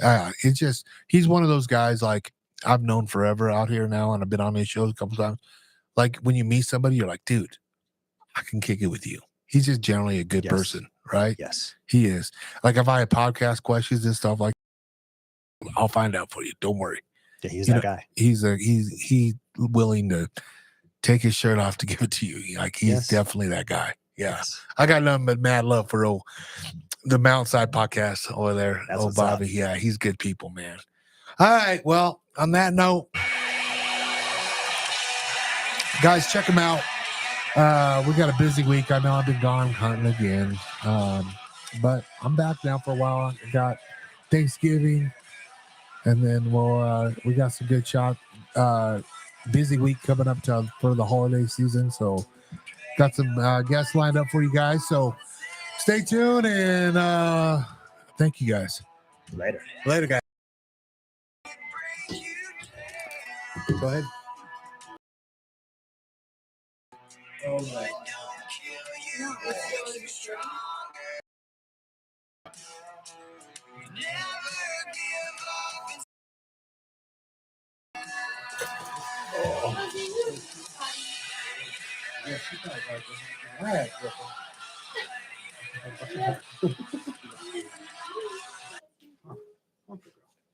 You want to say hi? How old is she? She's 6. Come here, babe. And she's not good with other dogs? It's females Really? specifically, yeah, because she's not fixed. Oh, So Well, she's not spayed. yeah, so she's not spayed, so they get a little rambunctious around other females. okay, And her mom was the same way. okay. She does really good around male dogs for the most part, not always, but every female not fixed. It's never been good, huh? No. Oh, dang, She's I only wish. had success with one. This is would So- love to meet her. Yeah, my wife, so she had a shepherd husky mix, and it was like, we're under the same roof, so you guys have to get along. But even that, it's not really that they got along, they just tolerated each other. That's going out. Yeah, it is. Yeah, Peaches is pretty, she's dominant, but she like, gets she can be cool. Yeah, but we've like got her better. I've gotten her better. Yeah, it's funny you say that because I got her at 7 months. She was 7 months old. The shepherd husky mix was maybe 6 years old, give or take. And she took the dominant lead within like a week. Immediate. Yeah, immediate. It was so fast. Yeah. The other one was just like, got it. You're in charge here, not me. I was like, good lord. That's So- okay. That's You say alright. hi, honey? Yeah, she'll give you all the kisses. Where do you guys live in Aurora? We're southeast. It's like 470 in Gartrell. 470? So you're way. Dad, I lost my tooth. Okay. So if you hop on the Nice. road, Well, So you're Mom probably pulled it out. distance even from Anschutz? yes. This one, the big one? And that's taking 470 Yeah. up north. Okay. Oh, I'm so Is mad that when fun? I was so She's scared. like, no. Yeah. See that? I pulled her tooth out during the podcast. No kidding. Did you Sorry. guys not hear it? It went like this. It went. And I was like, oh! I felt so cool. You want pictures, Luke? It's so fun. I'm taking them. Oh, you want? Yeah. I'm the one This. You like this. Thanks, sir. Yeah. You got it? That way. I know. All right. I'm come a on in. PT, so I appreciate Yeah, all the bring her things here. you said today. Want to see the picture? I didn't know your physical therapist. I That's am. awesome. Yeah. Place. Hold on. I gotta have one of those.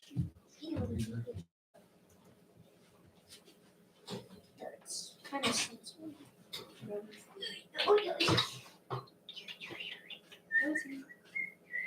Okay, higher. Go up higher. You go. Other way. There you go. Yeah. There she is. There she is. Okay. Marcus, just stop for a second. Go. Let go. Let go. Let go. Thank you. Good. Thank you, Mom. Just relax. Okay? You get them or do you need higher? Perfect. Good work. You're good. You're hired. Tomas is in trouble. Fire. Oh. Later, bro. Free Pink gets slips. degrees. He gone. Free gets degrees. He gone. So what'd you think? Yeah. Crazy, huh? We had fun. We ate snacks. I smell popcorn. Yeah, Eva and I ate a ton of popcorn as usual. Thank you What guys did for you letting teach? us come up here. Oh, of course. Appreciate it. What did you teach me about? Italian what? Italian brain rot. Italian brain rot. I learned about that. What? Which my kids knew about, but I didn't yet. But I'm sure I was about to learn. Eva's taught me about obviously 6, 7, and yacht and yachts. I know, I don't know what any of these. but we're old. But you know what? Eventually we'll know. Hi, Lily. Oh, sweet. Am I allowed to say hi to her anytime? So this, I was telling you guys earlier, I have that on her. She has my service dog, so I can take her anywhere. But I don't want, because it's so crazy. Guys, for everyone to know. Legally, there's no actual precedence for I know, having a vest I know. with a service dog tag. It's. Well, I can take her anywhere. Where's her vest? Legally, I don't have to put it on. The people. So there's this whole issue of, well, is that a service dog? Right? Well, if it's a service dog, it's not, well, what's your issue? That's you can't ask me. What service does it provide for you? So I just don't want people to So think what that service does she provide? mobility. Medical? Tell me more about that. Clarity. So for me, it's more PTS related than anything. And it's funny we talked about this, but I got her from a foundation called Warriors Choice. So they started, you know, Your want the dog toy, you tends want to the toy. get Marcus toy. But I got her out of Anschutz, who was at the Marcus Institute for Brain. I'm like, so it's like I'm on a very small unit for all neurologic stuff. So. So Dr. Telly was the head of Micro. Most dogs want to get Marcus Yeah. medicine. No. You Sorry, good? buddy, you okay? It's the skateboard in his hand. It's No. No. So, you okay? just always scary. No. She knows. So I got her because I was introduced to a vet who's going through their TBI protocols. Marcus Institute. So he was telling me about his knowledge. And I got connected to Warriors Choice. And I'm talking to the guy who runs it. He's like, yeah, we got a litter that's they're done. They're not ready to go just yet. But, you know, I could put you on the list. And he was like, really work at combat vets. And I was like, well, I'm not a combat vet. I'm a vet. I'm not. And he said, that's okay. He's medical necessity for an individual. He goes, I will work with you still as a vet. And I said, okay. That's cool. That's what I'm at. And that's what Oh, it is. sweet. No, She's I gorgeous. just got back from. She's tiny. She is. Her She's so brother's petite. I know she's super petite for you. Is she German Shepherd? Or Ange- Belgian Mountain. Belgian? Okay. I was gonna say that. I was gonna say what is the other one? Anatolian. Yeah. Okay. So I just got back from a big golf event. I was trying to get you out to. In Florida. And it was like all these former operators are out there with their dogs. And then me. Yeah. I was like, oh, Yeah. but it's funny because she helps. There's just things that have been challenges in my life that she's helped me kind of overcome and work through.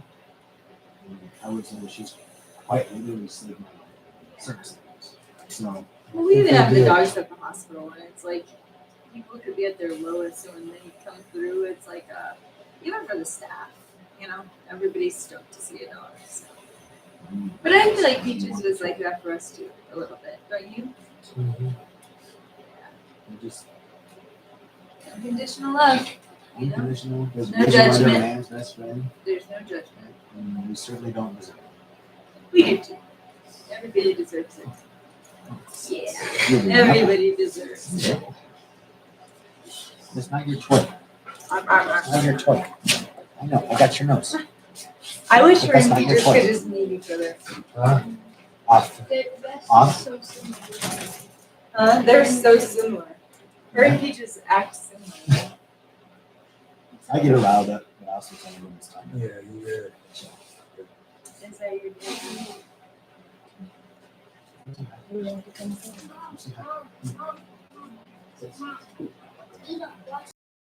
They have the same color as us. Yeah. This is the life changer for The us. brown color? Yeah. it's a must. Ours is too big. If this is how tight you have yours. I think mine is actually too Yours big. is Oh my god, it's so tight. Mine is too tight. Mine is too loose. She just Mine wanted is a too- toy, buddy. She just likes to play with toys. My brother has a 120 rack, and he's, Love roadies. but he doesn't look. He looks like, but he like gets Marcus all the time. So Marcus is hesitant always. Except for peaches. She's gonna be fine with you as long as there's no toys. I know you need to stop throwing toys. I'm not blaming you. Trust me. But it's She just needs a to toy. act right. We get it. Huh, buddy? She's so petite. Little baby face. Question for you. What's that? Where's a good spot to open up so much? Probably Brooks. Okay. Brooks, it's going like right. You went past it coming here. It's see King Supers. Yeah. There's a bunch of those. I mean, there's sushi, Chinese, Brooks Tavern. I think Chinese Kind is of- closed today, Oh. Sunday. Yeah. Okay. But yeah, anywhere right there in that little shopping area. Yeah, that's probably kind of depends on what you're looking for. Like, yeah, well, that's it right there, huh? You got Wendy's there. It's in that same whole thing. Yeah, I'm passing by that. Yeah, so Is that- it's right there. You go in there. Yeah, Brooks has a big menu, a little bit of everything. Nice. There's salads too. Yeah, they got everything. They got pulled pork sandwiches. They got barbecue. They got chicken sandwiches. They got it all. Burgers, Everything. wings. Yeah, Gotcha. yeah, they got it Definitely need to go get some lemonade. all. You know, since you tried to poop in here Yeah. in my bottle. That was rude. That's a terrible first impression, by the way. Yeah, that's all right. Huh? What's Maria doing today? I learned about Maria. Maria? My mom. Together still? No, we're separated. Dang. What's your mom? She's just at home doing stuff. Yeah. Maria. That's my middle name. That's Maria? mine too. And Eva's. Tell me Yeah. Maria. We used to call Maria Eva Maria Tortilla. Eva Maria Tortilla. That's how it goes, kiddo. Yeah. You don't pick your own nickname. Oh man. My All uncle of used to hers call that she me. used to make first. They would call me Louie Lip Shits all the time growing up. I'm like, what? I guess. You know? Yeah. Yeah, it was good. Thank you, man. I appreciate it. Thank you. It was actually what I needed. It was good. It was a bit of demand. Yeah, it'll be. I'll air this one out probably this week actually. We'll get in the first 24 hours. I bet I'll get anywhere 30 to 50,000 downloads. Jeez, that's crazy, dude. A lot of crazy motherfuckers losing this. I don't understand why, but they do. It's because it's real, we just talking. It's not like, yeah, it's just, we have fun. I mean, I got a good base, good fan base, man. It's crazy all over the world. It's nuts. Yeah. Someone asked me why. I don't know how it happened. It's work, If it ain't broken, why fix it? No, I 100% appreciate the opportunity. Yeah, shit, we'll do it again. Shit. Yeah, we'll get it again. We'll do it again. Yeah, we'll get you shooting the bow and come out here and have some fun. Yeah, it's we have fun out here. It's not a bad time. Dude, I'm serious when I said anything that gets me outside of the city. Yeah, well, there it ain't that far. No, It's far enough, but close enough still. exactly. Yeah, for sure. Evergreen. It's like Yeah. the same thing. Yeah, it's hard for me to hit right now from where we're at. About 17, 20 minutes. That's Yeah, it's good. thanks for having Yeah, us. brother. Good seeing you. So good to Good see seeing you. you for a minute. Nice meeting you. Too bad. You're welcome back anytime. Well, it's just funny because, like the Grudge days is where I met you. Yeah, that You- was it. all And those now guys that that I when you mentioned. said when you said that, it did hit me because I remember every time I saw you, I would see Lauren and you. That's when you guys were. That was it. That's when we would go up. We had time during the day. We'd make time to go up to sparring on Fridays and watch Friday morning sparring. Crazy, right? Dude, it's so crazy to see where things have, You are where guys have gone and who's still around and who's not fighting and who's coaching and who's doing this, that, and the other. I mean, if you look at like when you started, like guys like Cody Donovan now, and they're like, no, coaching. Yeah, they're coaches. They have their own spots. Yeah, it's not. And these were guys that were, Cody ended his career in Bellator, and Vinny was LFA. Yeah. I think is what his last fight was LFA, is RFA, and maybe fire, all that stuff. My first fight that I went to for one of my athletes No, this was is my Brandon Thatch at First Bank Center. Yeah, that's where it all started from. It's like stuff like that. Elliot was in the corner. Sean Sims was on that same fight card. It's like Me and Sean are actually not really close. It's funny. Sean Sims. Yeah. Good. We were close buddies, training like friends.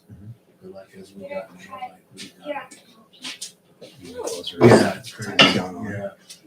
So, It is, dude. Hey, don't be a shirt. I'll get hit up every now and then. Either you either. Somebody get a memory photo on their phone. And Tyler telling me, yeah. hey, look at this. He's a I'm like, firefighter. oh my gosh. I know, it's crazy, right? I got a pair of his fight shorts in my basement. Do you really? Yes. You find it, Luckily Air Force Base. It was like a camouflage short thing. I was like, dude, let me get this. Yeah, I still don't have them framed or anything, but like, Who else dude, did I? that's a cool memento. I think it was I was corner another one there. Yeah, that's all right. He's good shit, right? It's been a minute. Yep. And time flies. I've noticed it more now that I have kids. You're like, oh, time does Well, fly. that's when it accelerates is because of them. Yeah. Right? Their school schedules. Activities. Yep. Oh, The second he went to school, he was I had a thing for that though. Like I learned about that. Like for example, a year for him is a fifth of his life, yes. right? For us now, it's a 45th of you guys' life, right? So that's and as you get older, right? It just goes faster. It's a smaller amount of your life, proportionally, Yes. right? That's fine. Yeah, so true. But I think it just we like feel it because they're here, but it's because we're the age we are. You know? I think it helps too when HBR. we start to reflect on when we were that age and that age. yeah. Like just a little Well, guy that out time playing. was slow when I was that age. So. Yeah, man. because it was like a big piece of your life. Well, One 'cause year school was a took long forever. time. Go get yours out. Yeah. Yeah. Everyone Took break yet? forever. Yeah. When's the break? Eva, Yes. I'm gonna go outside. And then It remember makes summer sense. breaks used to like they felt like forever. I told you. Summer break was awesome. We're I was like, we gotta get you checked on. Dude, we didn't do anything. No. I'm like, holy cow. We went and did one thing. Now I'm like, Gotta get- we live out by the reservoir. So Oh, we yeah. got so I get a pass out there. We get on paddleboards. There's an archery range out there. Let's go shoot. It's not all the time. It's like let's get out. Let's get on the Man, which bike. one is that? What's that called? Which one? The archery range out there. It's just connected to the reservoir. It's just Aurora Reservoir. Really? Yep. I just So when you didn't go know. in through the main, I know before you Bear get into the Creek's main out gate. there. Yeah, and then there's well, Bear Creek is not Bear going Creek, towards that direction, Yeah. but it's way. Yeah, that's way like I'm out. going to Nebraska. I know there's a range out there. That's no limits. No limits. No and then Limits another Archery? one. There's